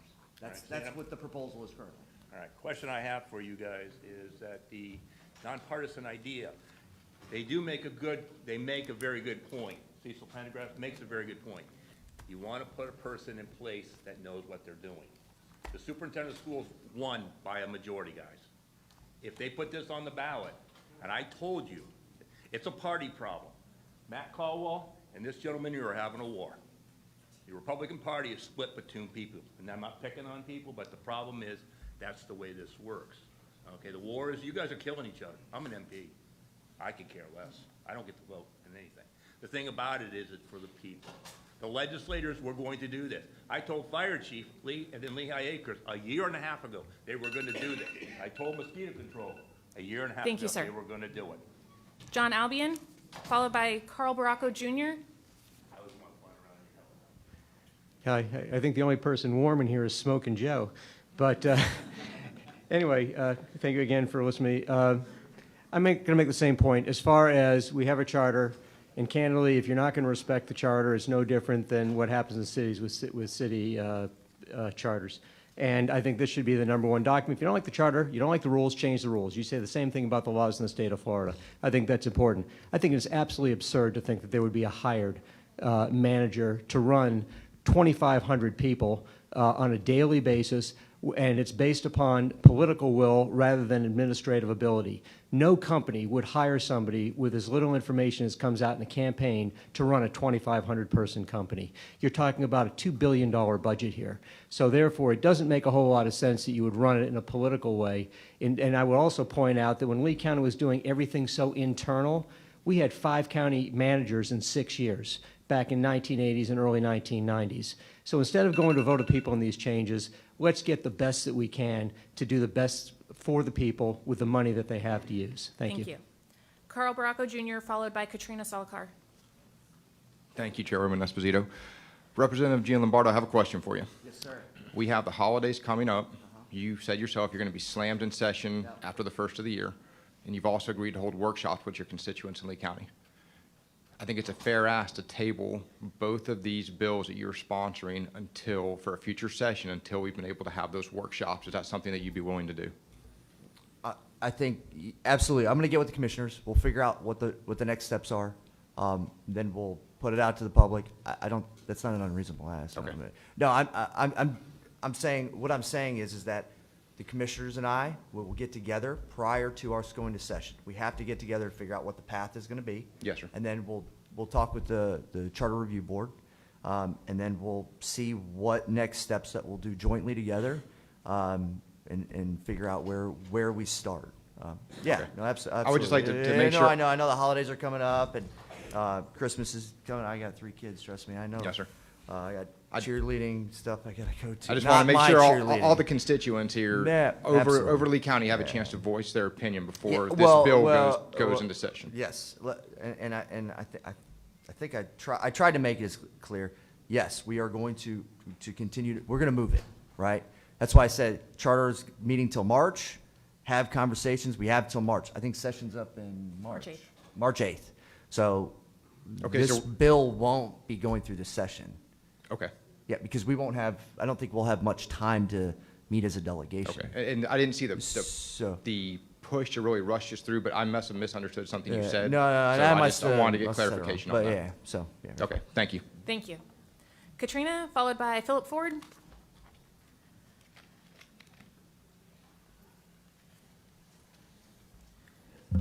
If we're going to cloister and go inward and start to incorporate and get individual representation for areas, we're going to need someone to help tie it back out. Because in examples like downtown Fort Myers, State Road 82, the decisions that are made and the things that are put on State Road 82 affect Bird Store all the way to Immokalee. We need to have, so I'm in favor of some sort of countywide representation in a system that then is going back down internal for individual representation. All of the needs should be considered. We need to consider them in a group as well as what's best for the individual, but what's best for the county. And we need to workshop that and get that done. Thank you.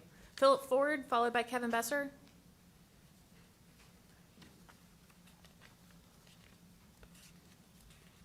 Madam Chairman, representatives, I'm not going to rehash what I said. It sounds like we're going to have some conversations. We're going to move forward. I will say everybody in here needs to read the strong mayor bill.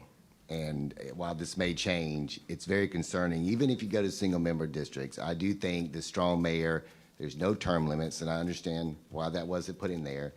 But I think, as we've seen in politics, I've seen in other jurisdictions, once people get elected, they stay elected. And it's hard to get an incumbent out in any state, and I've worked in multiple. And I've seen king building take place, and I think that's something we all need to be concerned about when we're discussing these issues, is getting somebody in there that's going to build their empire, hire their people, and what we have in place now, as far as our industry is concerned, and as me as a private citizen, we've had good results from county manager, from the commissioners and everybody working together, and we'd like to see that stay in place. But as we discuss this, keep in mind this empire building that could take place. Thank you. Thank you. Philip? No, yeah, just a quick comment. So Sorry. I can't, I'm not gonna speak for everybody, but I'm 100% in favor of term limits, top to bottom. I mean, so just to make that clear. And I want to say that both my colleagues probably do as well, so just so you know. Thank you. Madam Chair, you and I come sir. from similar professional backgrounds. We both come from association, chamber world. And you and I are probably hired for the same reason, which is we are subject matter experts in running our organizations. I believe that an elected county manager or elected county mayor would allow a politician to take over an organization that has a $2 billion budget, 2,500 employees, and might not have the management experience to run that kind of organization. I say we leave it to the subject matter experts and continue to allow the county commission to hire a county manager who will be the day-to-day operations manager of the county. That's just my opinion. Thank you. Thank you. Darius Cochran?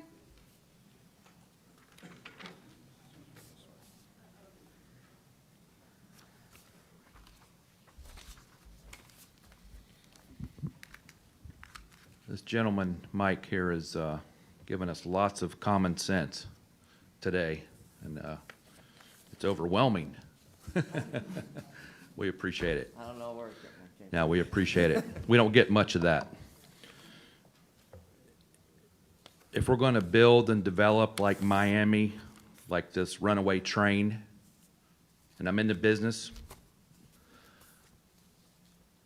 we need to set up like Miami.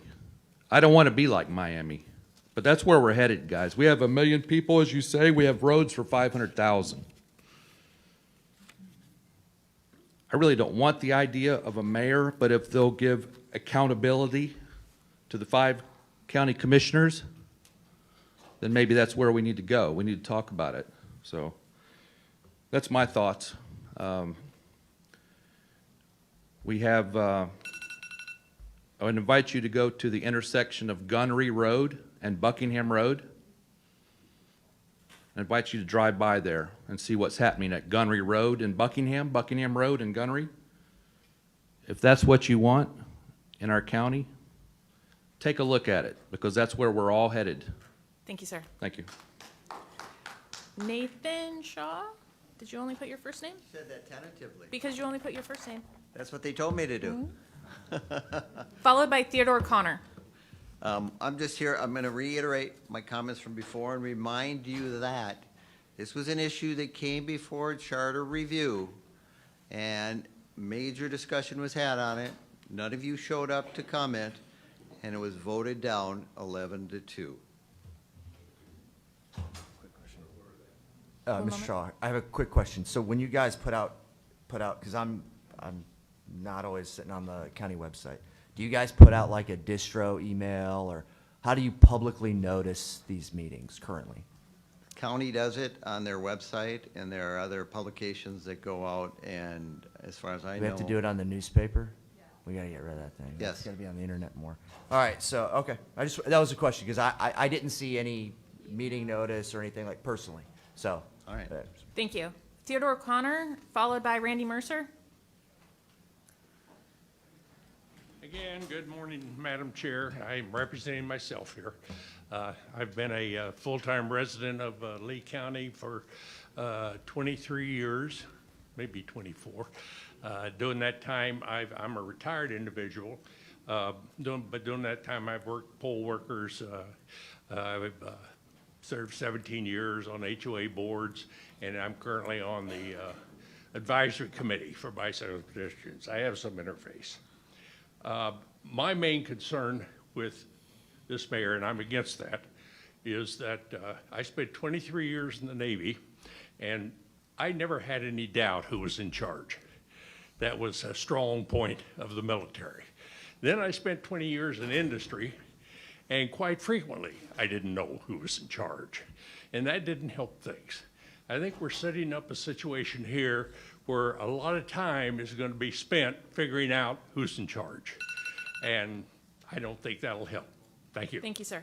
Randy Mercer, followed by Marcia Ellis. Oh, Randy's not here. Okay. Marcia Ellis. Thank you. Followed by Joanne Semmer. Good morning. I was actually at the charter meeting where this was brought forward as a discussion.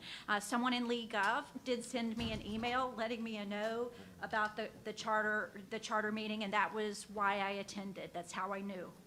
At that meeting, it was clear that the idea of an elected manager was not acceptable, and it was voted down. And that was the process that was used to make that determination. Therefore, as in my other argument, I say this is not the purview. If there's an issue with the 3/5 majority, there's an issue with the representation on the charter, let's reform it. Let's not break it and have this overreach. Let me also say that I don't like the fact that this matter, like a spoiled child, is being brought forward just because the result was not acceptable. Okay? But what I think needs to happen here is that when we have unpopular decisions with some folks, like what happened with the Neal Community Utilities, that we not continue to allow this to be a forum to revisit these decisions Thank that you, may ma'am. not be popular. Thank you. For the opportunity to bring this forward. Joanne Summer? Good Ma'am, morning. if you Thank could please, For the record, if you Neil could Montgomery, please appreciate the wait your opportunity. turn. Pardon? If you could please wait your turn. If you could please wait your turn. Oh, I'm sorry, I'm hard of hearing. I'm sorry. Joanne Summer? Thank you very much. I'm in favor of our charter. The charter is a good policy, but my problem is the commissioners and the county employees are not responsive to us. The system itself should work if they would work with it. But I am really scared about having a county mayor. That county mayor, no matter what's decided by citizens or by our commissioners, they can veto. And according to what I read, is that true? Yes. And that having one person, the Lee County God, that can decide whether, what we want can be approved or not approved, that's not acceptable. Okay, and please ask the county commissioners and the staff to be more responsive to our citizens. Yes. And I want you to know the greatest asset in any community are the residents. Thank you. Thank you, ma'am. Mike Love? Followed by Neil Montgomery?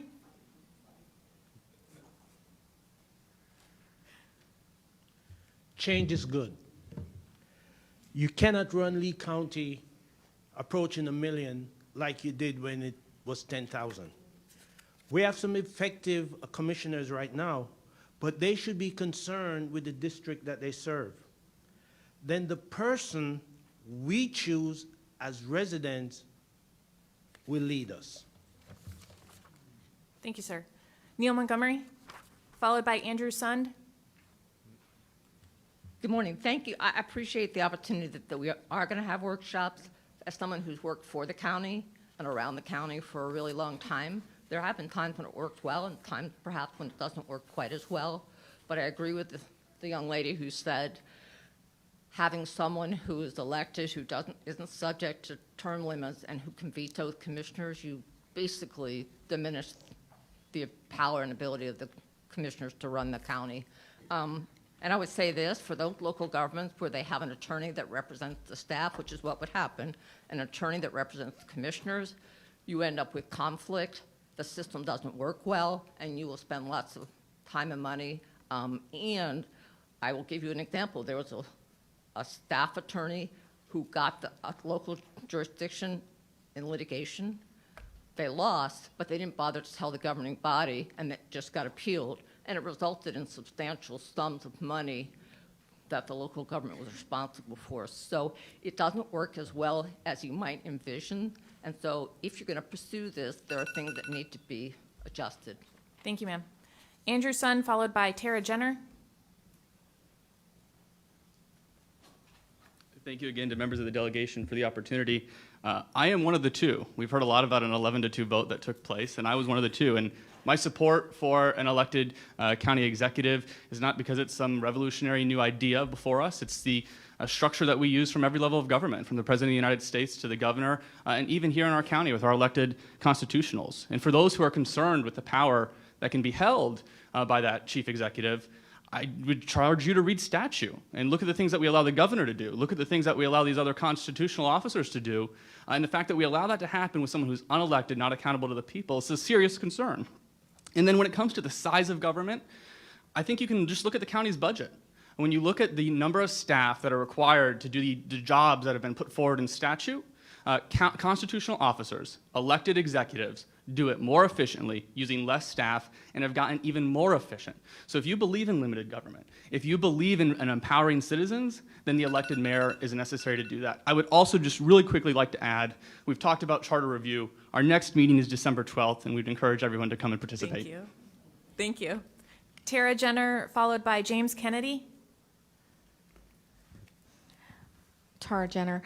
Again, if any of these go on the ballot, I think it should be done through the process that the Charter Review Committee suggests, rather than jumping and going to individuals in Tallahassee to get it on there. As far as the county mayor or the super mayor or whatever you want to call him is going to come into play, my 19-year-old son would be eligible to run for office, but he's at least smart enough to recognize he's not qualified. You only have to be 18 years old to be able to contract and to be a resident of Lee County. That's a really low bar. Individuals running for this office will be spending a great deal of time campaigning for office rather than doing their job. There's no automatic recall, and in my personal opinion, this parallels what we have as a problem right now in DC, where we are looking at term limits for, say, for example, senators, which we wouldn't have had to have done if they hadn't implemented the 17th Amendment. I know that Andrew mentioned the fact that we have, elected president, but it's also done by an electoral college, not by popular vote. And I would also just add as one final little thing, it does increase the risk of pay for play. Thank you very much. And 98% of incumbents are elected, and even if we have a term limit, nobody's going to run against them until their office is over. So you're really not going to have a good turnaround. Thank you. Thank you. James Kennedy. Before you begin, sir, if you just give me a moment. So next up, I have Matt Caldwell. That is the last speaker card I have for this topic. If you have not been called and you would like to speak, please see Corelli out front to fill out a card. I need one for each individual topic, if you don't mind. So anybody else who is interested in speaking who has not been called, please fill out a comment card. Thank you, sir. Okay, so this minute goes fast. First of all, with the lady that just made the comment that her 19-year-old son could run, this is a voter issue. We have lots of people now that run that aren't qualified to do the job. That's on the voter to be able to say, no, you're not the person that I want to do the job, whether they can run a good campaign or not. Personally, in my former career, I spent a lot of time answering to people that were 2 decades my junior, but they were educated, qualified, and able to do the job. So that's a humility thing if you can't let somebody that's younger than you do the job. However, I am against the strong manager position, and I'm against it being done in this format. I do agree with Commissioner Mr. Albion. It's not the right format. But this seems to be the mechanism that is creating the conversation. And just like Commissioner Greenwell said, if he's going to sit down at the table with you and you guys are going to work this out, that solves some dysfunction that we apparently have between the two bodies. And I appreciate that. Thanks. Thank you, sir. Matt Caldwell? Well, in a minute. Let's dispel the notion this isn't elected. It is elected. There's 5 votes, and you have to get 3 in order to win. And it is a terrible disservice to the county manager that that's how it's structured. Since I got involved in politics 2 decades ago, I think we're on our 4th one. The previous 3 all retired once they lost that 3rd vote. That's how this system works right now, and it's unfair. If you look at the elected executive officers in the constitutional branch, every one of us have special subject matter experts, people that have worked in their subjects for 2, 3, 4 decades. They are the experts. They run the administration. They don't deal with the politics. It's incredibly unfair that we make the county manager deal with the politics. Imagine if you were the county manager and you get to a situation of 3-2, and every time you go visit with the 2 commissioners, you know very well that they don't matter anymore because of how this structure has devolved. We need to fix that. Whether this is the solution, I'll leave to you guys, but what we've got now is not working. Thank you. Thank you. Denise Eberly? Followed by Butch Swank.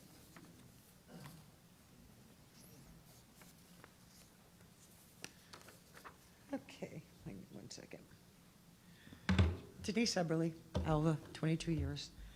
It's insulting that some here believe the voters are not intelligent enough to vote for a qualified mayor or administrator.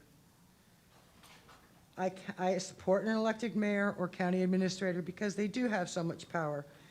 Just as I agreed and voted for a school superintendent, it is the voters that should make these decisions. The elected position would be the county-wide representative.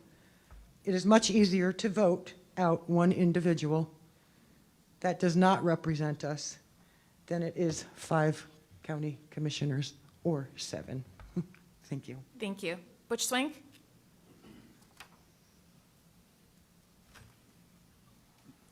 I think the mayor solution, much like the single-member district, is a elegant legislative way to solve a lot of Lee County's problems, which is people in power want to maintain the status quo, and the populace largely has no say in the matter.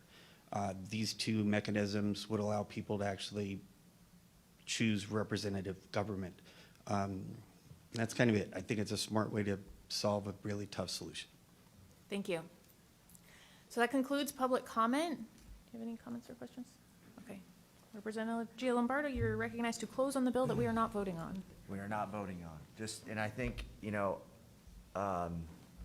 just to reiterate, we're not voting on this. We're going to get together, going to have a conversation.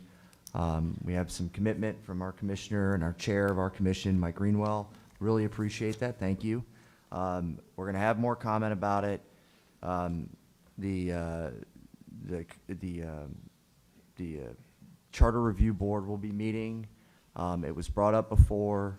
Again, I stress to have conversation about it, right? Because we've obviously heard that there are people in favor and there's people not in favor of it. And again, this proposal is a referendum to go on the ballot to ask the voters if they want this or not. This is not saying that Tallahassee's coming in and doing this. This is saying that we have elected officials here, we have elected officials in Tallahassee, we have elected officials around that can't agree on it. Let's give it to the voters. Let's let the voters decide how they want their government structured. It's not our decision, but it's our duty to put it in front of them. And that's all this is. This is not, I've heard a lot of comment of folks saying that it's not happening right now. It's not. So we're putting this in front of the voters. But I do want to say, because there's a lot of comment of countywide, right now we elect all 5 countywide. They have to campaign countywide, right? A mayor would have to campaign countywide. In 2014, many of the people who came and spoke in opposition of this supported the single-member districts for the school board. Many of the people who came and spoke today supported last year's ballot initiative to elect the superintendent. So you say it's good for them, but not good for the county. So that's my argument, but we're going to have more discussion. We're going to have a lot more discussion about it, and I really appreciate every single person's time. We have another hot topic. I think this whole section is here for this guy right here. I see the green buttons. I wish more people would have wearing buttons to show us. But again, I appreciate it. I think Andrew said December 12th is charter review. We got to have continued conversation about these items. So thank you so much. I really appreciate your time. We really do. Thank you so much. Thank you. Okay, next up we have the creation of Captiva Island Conservation Area. Representative Botana. Thank you, Delegation Chair, and I just want to reiterate, thank you to the Delegation Chair for getting these 2 previous bills that were not up because someone blocked them, and I appreciate you putting them up right now. So to move on to the creation of the Captiva Conservation Area, this bill was brought to me after the last delegation hearing. We've talked with constituents in Sanibel and Captiva that came to us with concerns on the growth of Captiva. It's concerning. It's a barrier island. It's an environmentally conservative area. So this is a first step. I want to let you know that I'm talking with South Seas. I'm talking with Glenn Saylor and the county also. And what really kind of put this in my radar, besides our constituents, is the state Commerce Division sent this back down with a false flag saying that this was done pretty much for a developer, not for resilience. So that's the main reason, one of the main reasons that we have this bill up. So that is the bill to create the Captiva Conservation Area for Captiva Island by referendum. That is the bill. So we'll move into public comment. I do have over 45 thank you. We'll move into public comment. I have over 45 speaker cards. Again, trying to keep on time. I'm going to continue to ask you to keep your comments within a minute. First up, we have Bruce McDonald, followed by Marianne Conway?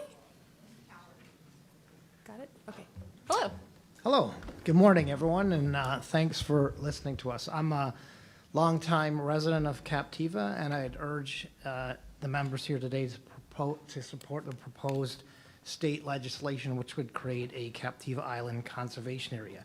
You know, we live on a small barrier island. Most of the residents there moved there because they like the quaint village, the wildlife, the low density. It's not Marco Island, it's the exact opposite, and that's how we want to keep it. We have a system in place, a development code that we've had for many years that's supported by the community. And quite honestly, I think most of us residents are shocked with the situation that we find ourselves in, where the Lee County Board of Commissioners, despite significant opposition, almost unanimous opposition from the community, has chosen to put in place proposed codes which would substantially increase density. And anyway, I thank you guys for taking up our cause, and unfortunately I have a minute, so thank you very much. Thank you. Marianne Cowan, my apologies. Hi. Followed by Anthony Solomon. I'm Marianne Cowart, and I would just like to say that I am of the opinion, I've lived in Lee County since 1981, that Captiva is Lee County's crown jewel. It really is. It's a special place. And a place that so many, both locals and visitors, call their happy place. And I think that we have a duty to protect it. I worked at South Seas for 32 years. I worked for 4 different ownership. I can tell you pre-Ian, it was crowded. It was crowded in the summer. It would take me roughly 10 to 15 minutes to drive 1.5 miles. Developing is just going to sink the island. Thank you for your time. Thank you for having us. We really appreciate it. Thank you. Anthony Solomon, followed by Carl Baraka. Good morning. My name is Anthony Solomon. I'm the president of the Ronto Group, and I'm part of the ownership of South Seas. As you may know, we purchased South Seas over a couple of years ago. Been hit by the most devastating hurricane that any of us have ever seen. We are looking forward to creating the #1 family resort in the country.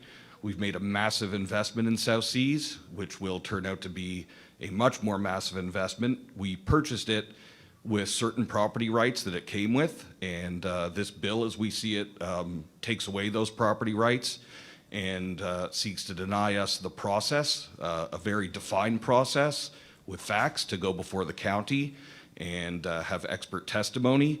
So while we want to work with the community, we are very much against this, and this absolutely violates the current rights we have on the property and our ability to go through a well-defined process in the future. Thank you very much. Thank you. Carl Baraka, followed by Neil Montgomery. Good morning again. Good morning. I'd like to ask you to recall my previous introduction, but I'd like to add to that I'm here this morning on my own time, and I will receive no payment or remuneration for my time here this morning. Earlier, I noted that I personally have the utmost confidence in our Board of County Commissioners, and I think many of our citizens of Lee County have that same confidence. So I'm going to please keep this very simple. Please leave local land use and zoning to our local leaders and our commissioners. Lee County has well-established procedures with regard to land use and zoning in place that are working very well to protect our resources which are very important to everyone in Lee County. Thank you. Thank you. Neil Montgomery, followed by Roger King. Good morning. South Seas is subject to a quirky document called an administrative interpretation. Prior to buying the property, they sought to understand from the county, what does that document mean and what rights does it provide? It provides the rights to the states, but if it needs to be changed, you have to go through a zoning process to do that. This bill would preclude them from doing that and would forever lock them in a manner that would not let them rebuild with resiliency. And it would, in fact, take away their due process right to have a public hearing and provide competent, substantial evidence. It would also take away rights that they currently do have because it's more restrictive, which would lead to a Bert Harris, and we'll have to wonder who's going to pay it. Thank you. Thank you. Roger King, followed by Carl Vo.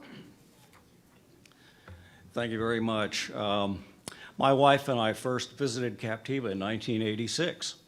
And 10 years later, on another visit, we saw that things hadn't changed very much. So we bought a place on Roosevelt Channel.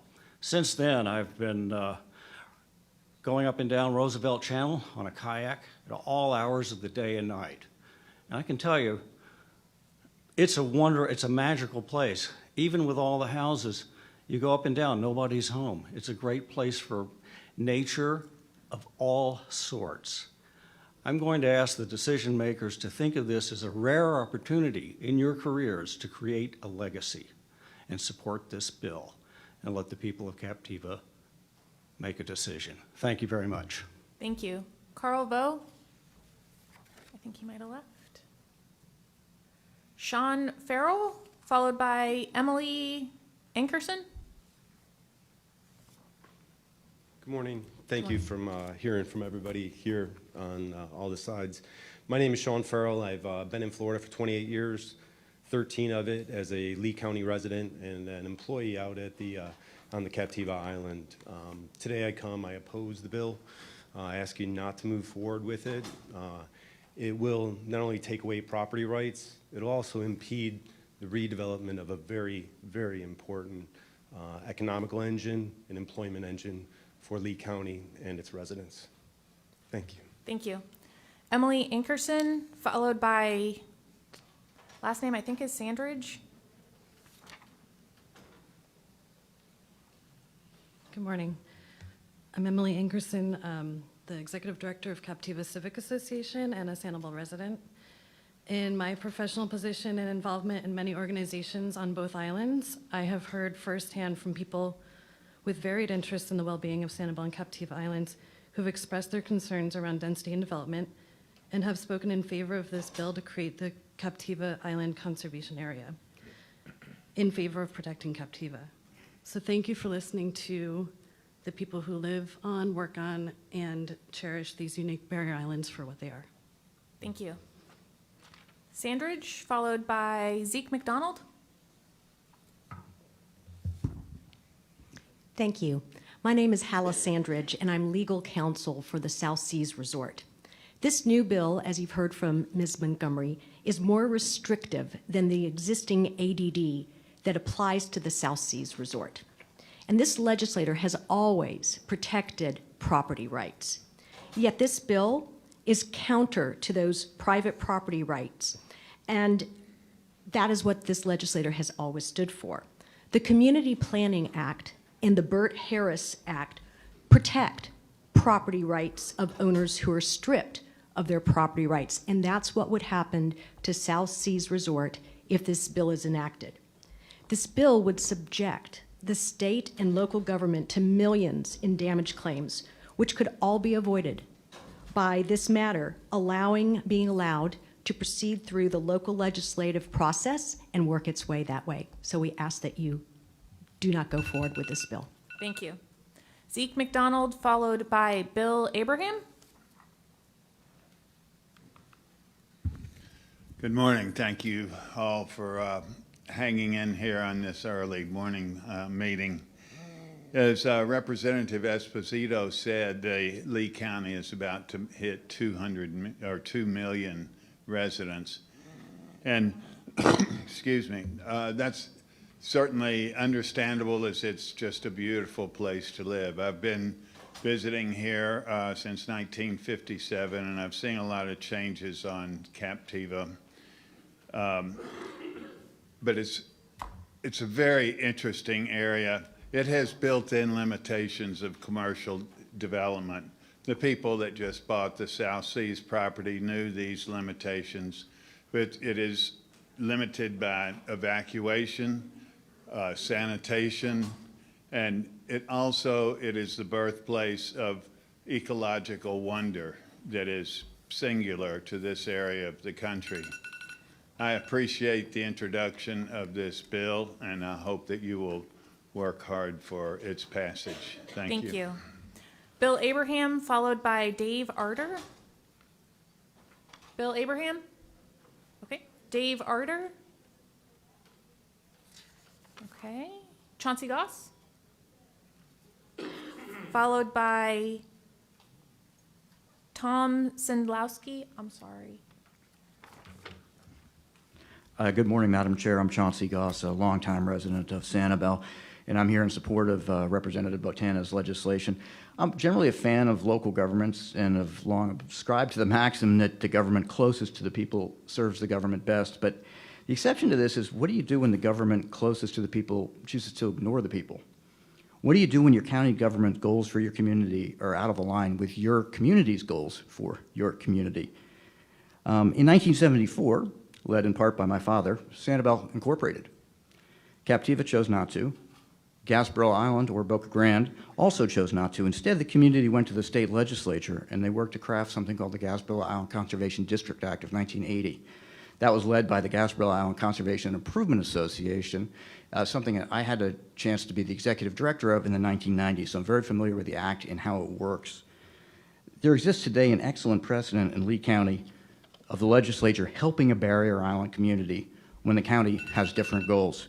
I have 3 minutes of comments. I have a minute, so I'm going to send you the rest, but thanks very much. Thank you. I appreciate you respecting our time. Tom Sendlowski, followed by Carl Baracco Jr.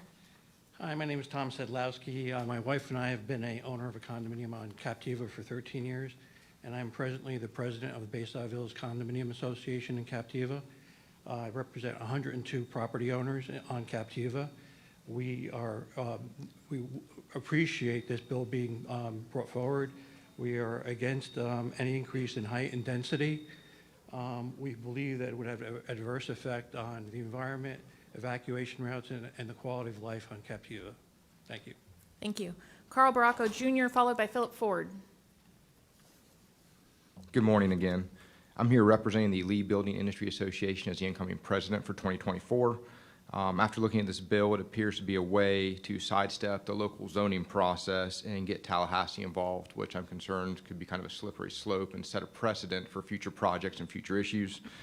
I would ask that you please go back and reread the email that Philip Ford has sent you all prior to this meeting, and also that you stop trying to intervene in the home rule of Lee County and leave local zoning issues to the local Board of County Commissioners. Thank you. Thank you. Philip Ford, followed by Michael Boris. Okay, yes, sir. Thank you. Michael Boris, followed by Sarah Spector.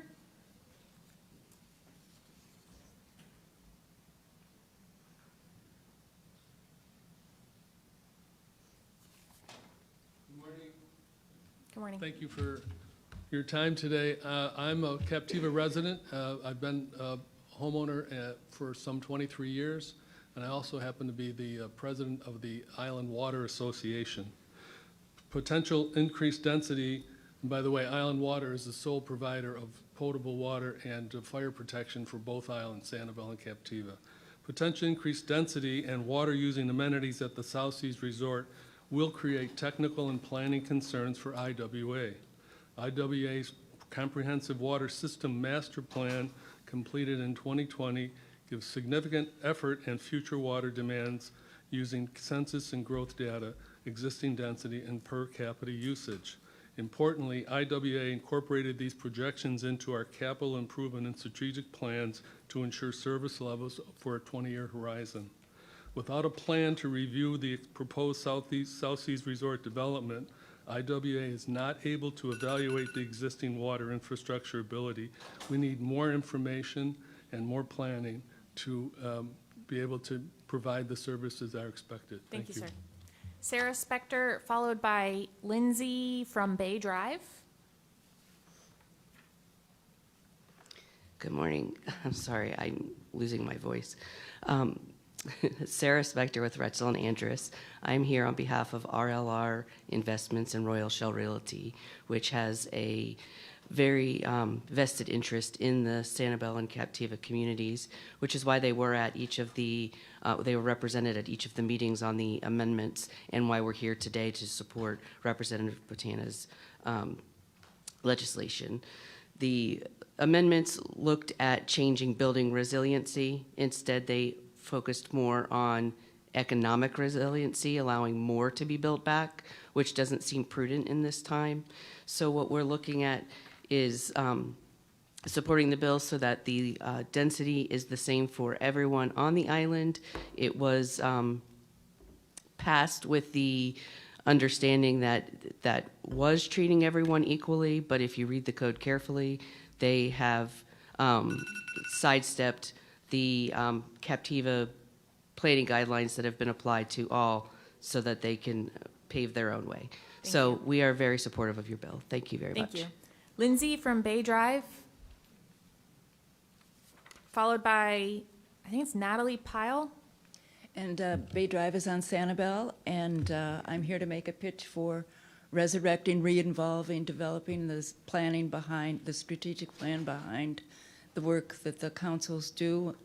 And I think it's not a stall. I think it's a necessity, and the resilience and sustainability hold, the adaptability, and also the risk of increasing incidence and frequency of events. We've had a year of that.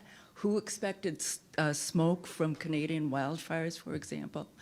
And I think, having been here for the on island for the hurricane, I applaud the first responders and city council, their engagement, and other government. We had Causeway in October, as you mentioned, and the change in the elevation in November with a conversion of, I think, minus 1.18 feet. In addition to the storms, we have a lot of the development that's on landfill, which adds to the problem. A pitch for the strategic plan. And I do have a little written note. Thank you. Natalie Pyle, followed by Richard Johnson. Good morning, and thank you for the opportunity to be here. I'm Nathalie Pyle. My husband and I are 20-year full-time residents of Captiva. Most of that time, I have been involved in community engagement on planning issues for Captiva, including and especially around issues of building heights and density. Our community has demonstrated support for the existing building heights and density on Captiva. I urge you to support the proposed legislation to create the Captiva Island Conservation Area to ensure the existing height and density requirements for all of Captiva to protect Captiva. Thank you. Thank you. Sanibel Mayor Richard Johnson, followed by Louise Sinclair Eastman.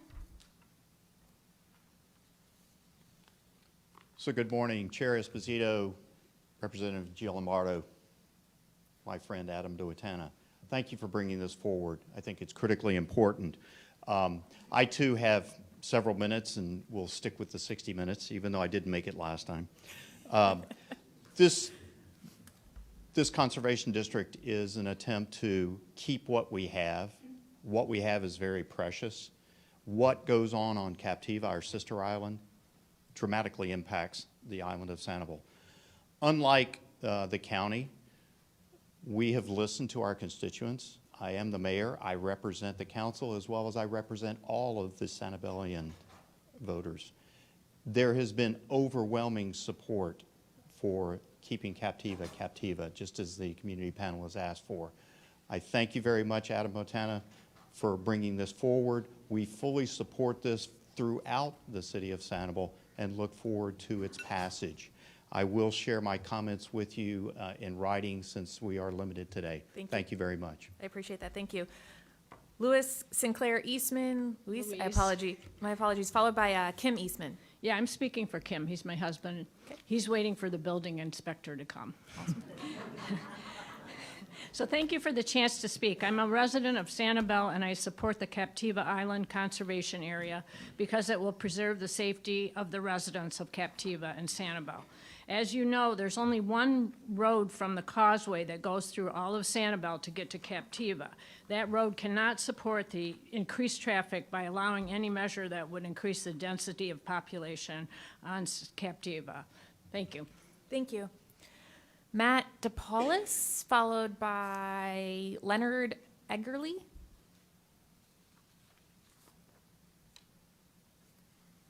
Hi, good morning. Good morning. I'm the Environmental Policy Director for the Sanibel Captiva Conservation Foundation, or SCCF. And for over 5 decades, SCCF has been working to ensure that Captiva remains a special place. The unique character of the island is more than just the small town feel or the slower pace of life. It's an inherent value of living in harmony with nature.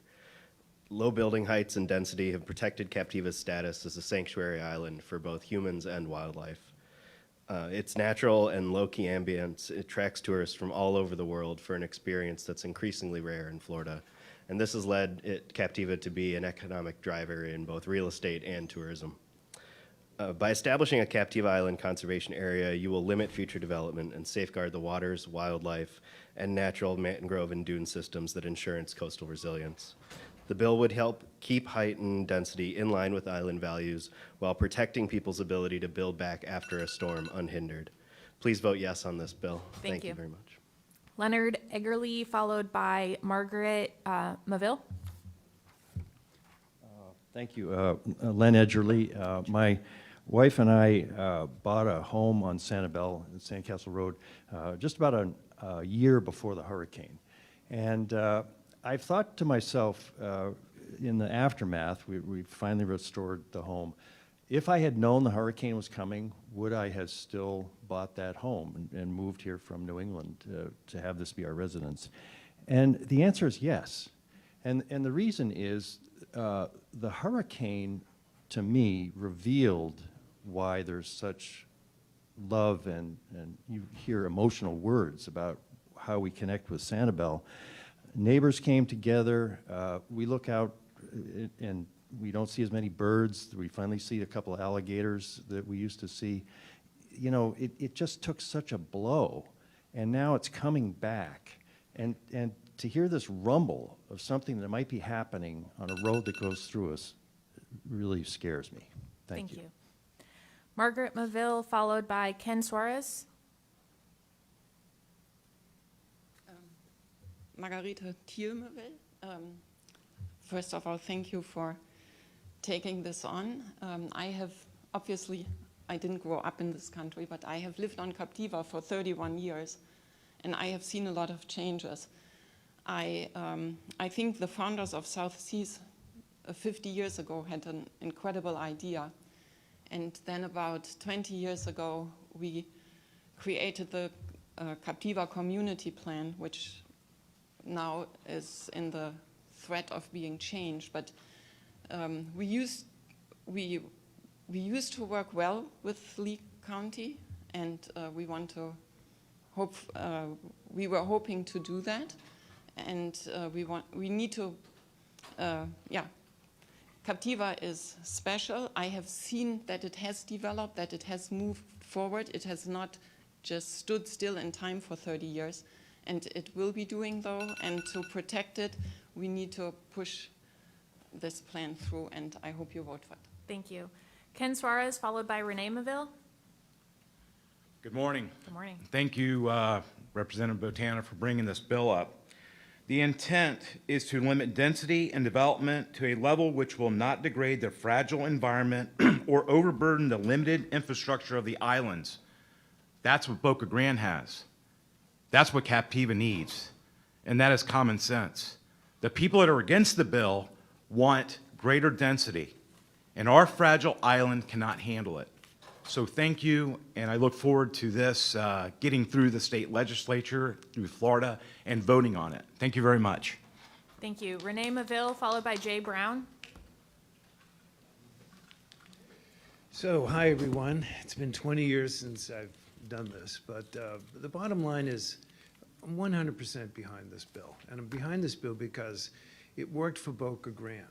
And what befuddles me is that in our comprehensive land use plan, we created all these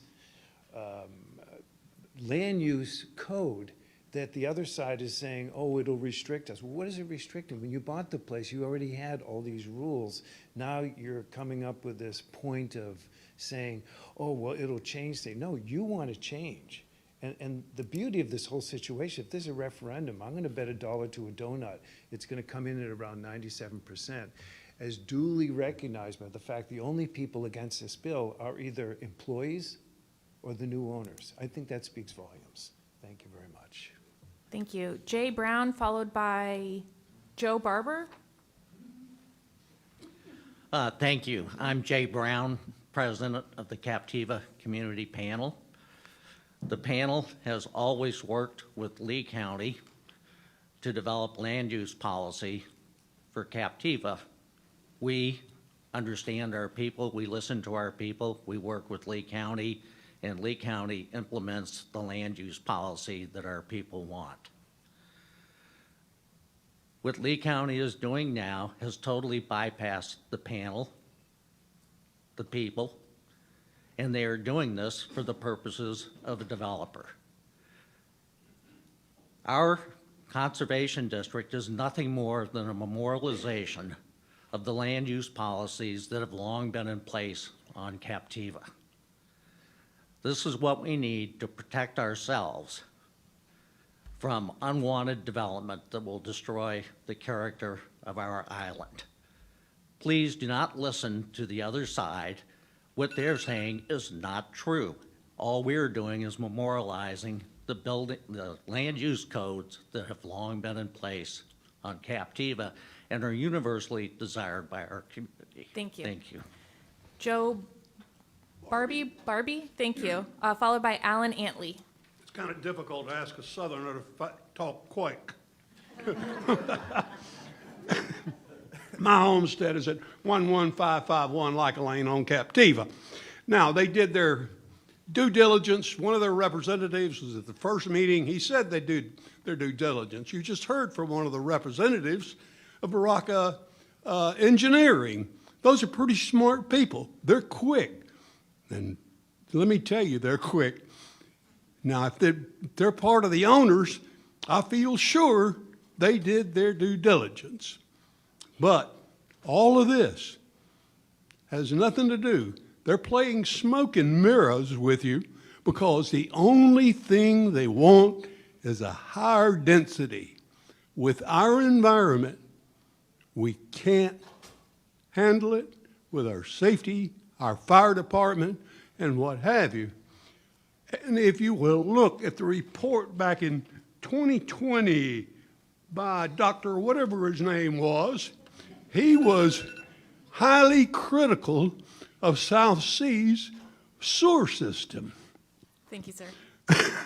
I don't know if you've read that report or not. I've heard a lot of problems here today. And I will tell you, I don't have a solution to most of these problems. The problem we have on Captiva with South Seas, I have a solution. It's the bill before you. Get it passed, and that is our solution. Thank you. Thank you for having us. Thank you, sir. Alan Antley, followed by Tony Lappy. Good morning. Good morning. I'm Alan Antley, and I live on Sanibel. Excuse me. I'm also the environmental co-chair of the Committee of the Islands. I'm here representing Cody to support the proposed legislation for a lot of the reasons you've heard today. We believe that Captiva needs the legislation to protect its character as well as to prevent increased density, which would stress existing infrastructure resources. The proposed legislation will have broad support from the island community as well as those who value the unique character of our islands. Thank you. Thank you. Tony Lappy, followed by Chet Sandler. Yeah, thank you for having me. I've been 48 years in the hotel business on Captiva with Twin Waters Inn. We've always been in harmony with South Seas. I've known all the owners that have gone through there. Maybe I don't know these owners. And, you know, and I also serve on the Captiva Community Panel. And what my understanding is that they have allowed to build back their employee housing, which is fine. I think that was a good trade-off. But this business of intense density where they do not want to count hotel units, future use, they could go build 75 more units and not count them as density. That can't be right. So as long as the situation here allows them to develop, because I want them to succeed, but I want them to succeed under the rules. That's what has to happen. Thank you. Thank you. Chet Sandler, followed by Leo Fahrenkopf.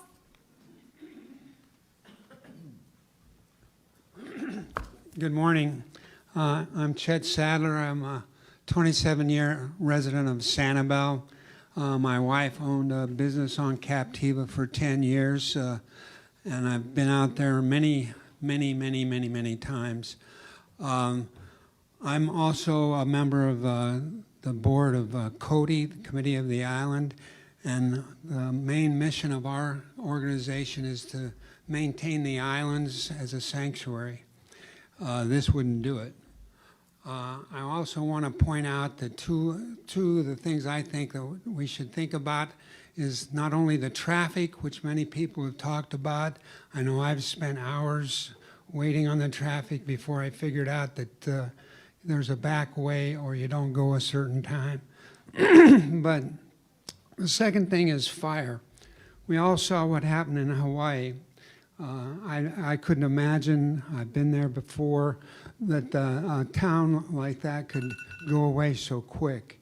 So keep those two things in mind, the traffic and a fire, and don't let the residencies get any higher, and I support the bill wholeheartedly. Thank you. Thank you. Leo Fahrenkopf, followed by David Mintz. Thank you. My name's Leo Fahrenkopf. I own a condominium within South Seas. We strongly support this legislation. You may not know, but the administrative interpretation that currently governs South Seas limits development to 912 units. About 650 of those units are owned by individuals or parties other than South Seas. The resort currently owns only about 100 to 110 hotel units and has the right to develop about 140 units to replace the employee housing that they've previously torn down. Many of the 650 people who own units there are they bought on the assumption that and understanding that development would be limited. None of them support this. Thank you. Thank you. David Mintz, followed by Lisa Reardon. Good morning. Good morning. I'm the Vice President of the Captiva Community Panel. Since 2001, the panel has drafted the Captiva chapters of the Lee Plan and the Captiva chapters of the Land Development Code. The building heights and density limitations on Captiva have been in place for more than a decade. The legislation that's being proposed now only ratifies what currently exists. What currently exists on Captiva, outside the gate of South Seas, and inside the gate of South Seas. This bill would not violate any property rights of anyone on Captiva. It is not more restrictive to South Seas. It's actually less restrictive to South Seas. The legal arguments you heard before, I guess I could just say it's legal poppycock. Thank you. Lisa Reardon, followed by Marilyn Frederick.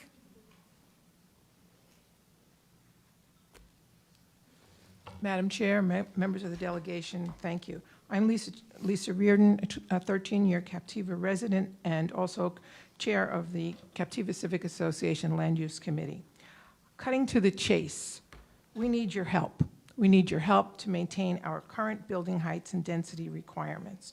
And when I say we, that includes the Captiva Community Panel, Civic Association, the Captiva Businesses and Realtors, Captiva Chapel by the Sea, the 12 South Seas Condominium and Associations, the Sandcap Chamber of Commerce, the Sanibel City Council, the SCCF, Ding Darling National Wildlife Society, the Bailey Matthews National Shell Museum, Crow, and over 13,000 petitioners who signed a petition to send to the County Board of Commissioners. All in favor of keeping what we have in place, and all for 6 months have loudly expressed our position in opposition to changes, to no avail. We thank you for this legislation, and please support the bill to help us. Thank you. Marilyn Frederick, followed by Mark Frederick. Hello. I'm a resident of Captiva and a registered voter there. I speak in support of Representative Botana's proposed bill to create the Captiva Island Conservation Area for much the same reasons that already existing legislation has been developed for other barrier islands. I know we must limit height and density in building while maintaining existing zoning to present use because it's prudent that we do so. When common sense doesn't prevail against the vast majority of the wishes of the people that are locally there, prudence must prevail through legislation to protect the natural resources that we have exhibited here by basic evident truths, such as we have a hurricane-prone coastal barrier island. We have fragile, unique environment, fragile infrastructure, limited infrastructure, finite constraints, limited emergency shelters, limited evacuation routes that would really be dangerous for people if you increase density. So I just want to end in saying that we do need this bill, and thank you very much. Thank you. Mark Frederick, followed by Chris Kempt.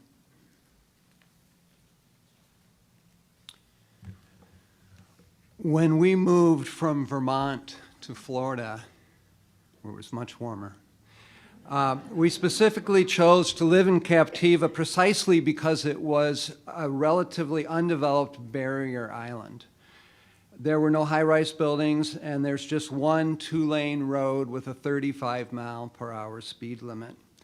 There are very few places in Florida like that anymore. And now we're threatened by the Lee County Board of County Commissioners with an unsolicited proposal to change the law to exempt South Seas Island Resort from building height and density restrictions. This is not what the vast majority of the Captiva residents want. We're still recovering from a Category 5 hurricane.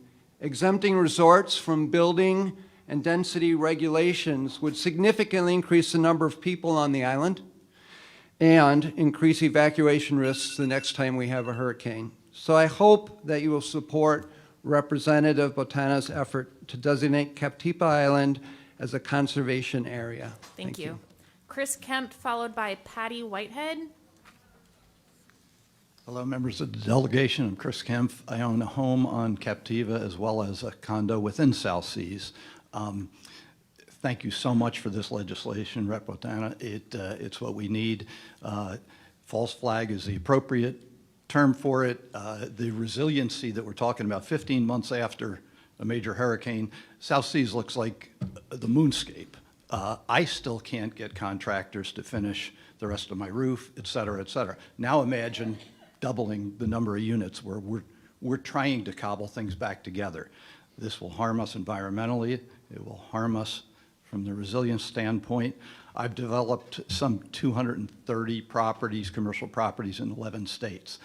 We know the rules when we come in. They knew the zoning. They knew the rules. They're trying to change it. You're not.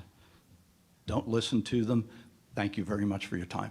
Thank you. Next up, we have Patty Whitehead, followed by Marcia Ellis. The last two speakers I have are James Kennedy and Noah Valenstein. If you would like to speak and you have not been called, please go ahead and fill out a speaker card. Hello. I want to frame my comments as a rebuttal to some earlier comments made by developer special interests. I'm all for home rule, but what they're proposing isn't home rule. What's been happening is an abuse of political fealty of constitutional officers by special interests. I'm tired of developers' attorneys and their well-paid consultants showing up at these meetings and threatening and waving the Bert Harris Act like the sword of Damocles.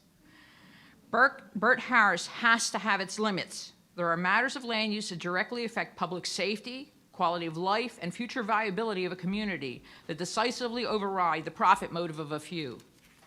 As Ian proved, Mother Nature will be the final arbiter of our future. Especially true if we continue to abuse and not respect her. It should be more than obvious now that we need as much coastal buffer as possible, not less. Let's not be blind to the inevitable. Let's ensure that this bill goes through. Thank you for proposing it, Representative Botana. Thank you. James Kennedy, followed by Noah Valenstein. I think I'm next, actually. Oh, I'm sorry. No, that's quite all right. My apologies. Thank you. Thank you. I've got one word, and that is inconsistency.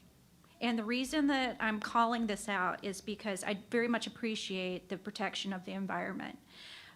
But we can't choose winners and losers all the time, all right? You can't take away the ability of a community to enact resilience principles legislatively, like just what happened with the Dahlia recovery, and then come in to be savior for another group.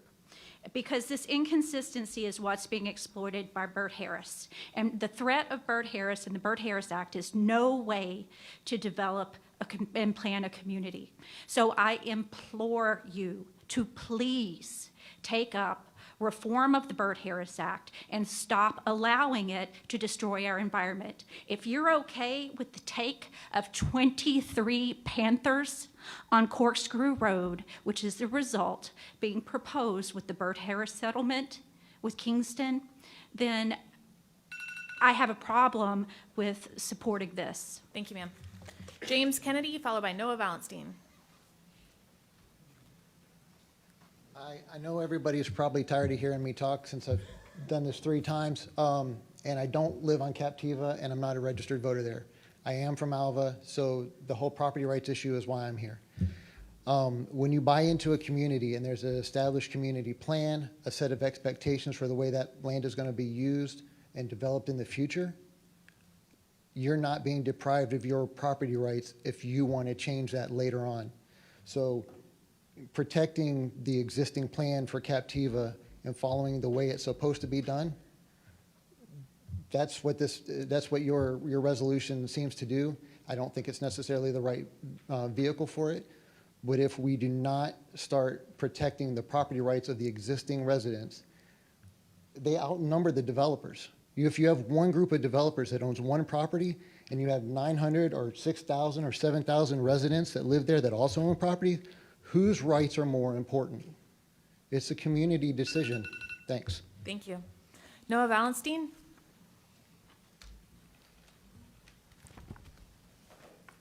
Thank you, Madam Chair and representatives. Appreciate the time that you've taken to listen to everyone here and appreciate the openness you've had with meetings with us and your willingness to meet. My name's Noah Valenstein. I have the privilege of representing the ownership group for South Seas Island Resort. Again, as you've heard before, they'd like to bring the #1 family-friendly resort in America to South Seas Island Resort. Would like to get their 1,000+ employees back working and would like to make nearly $1 billion investment in that property. As we've discussed, we believe this legislation would unduly take our private property rights in order to create a conservation district. Florida's got a long history where conservation districts or conserving properties of interest that is done through a willing seller program and through a land acquisition program, and not in this manner. We look forward to continuing to discuss that. We look forward to getting our employees back to work, and most importantly, we look forward to working through a transparent and professionally staffed county process for land use and zoning where all these issues will be discussed. Thank you so much. Thank you. So that concludes our public comment. Representative Botana, you are recognized to close. Again, thank you, Madam Chair. Folks, we're not going to be voting on this today. This is the beginning of a situation we're going to work through the next couple of months before we get to till we get into session. I want to let you know that, there's been some talk with folks on Captiva to annex into Sanibel. And unfortunately, I believe the County Commission, through the Charter Review, are trying to remove those rights. So these are things that we are working on, again, where we have to be involved. Another thing is, myself and my delegation is not going to be threatened with, I would say Burt Harris Acts. We're not interested in being threatened. But I'm going to tell you, I'm going to work with you. Like I just talked about Noah Valenstein. We had a conversation yesterday. Talked with Jay Brown and the Captiva folks. Talked to Glenn Slayer and Fort Myers. Who all have some kind of comprehensive plans where we can come up with some good quality legislation for everyone. I want to let you know that's there. I think we can learn a lot from this meeting today, that we need more communication. I'm one of them, one that you can get a hold of. 98% of the time, come down to my marina. I'm working on the dock there. Come talk to me. If you have an issue, if you have something you want to talk about, and that's the same with these two here. And don't take offense to Senator Martin and Senator Pasadomo. They were here at 7 a.m., and they do value your opinion. They had other obligations. We did that today with our chair of the delegation to get this meeting on there. We will keep fighting, and we'll keep working on this. Keep talking to us, and we'll get something done. Thank you. I appreciate you all being here today. I think this is a really important part of the process, is making sure that we can connect with and hear from the community and our constituents. Any information about the delegation, any future information, you can always find on leedelegation.com. It's leedelegation.com. Anything will be posted there, and I appreciate you guys coming out today. Have a great day.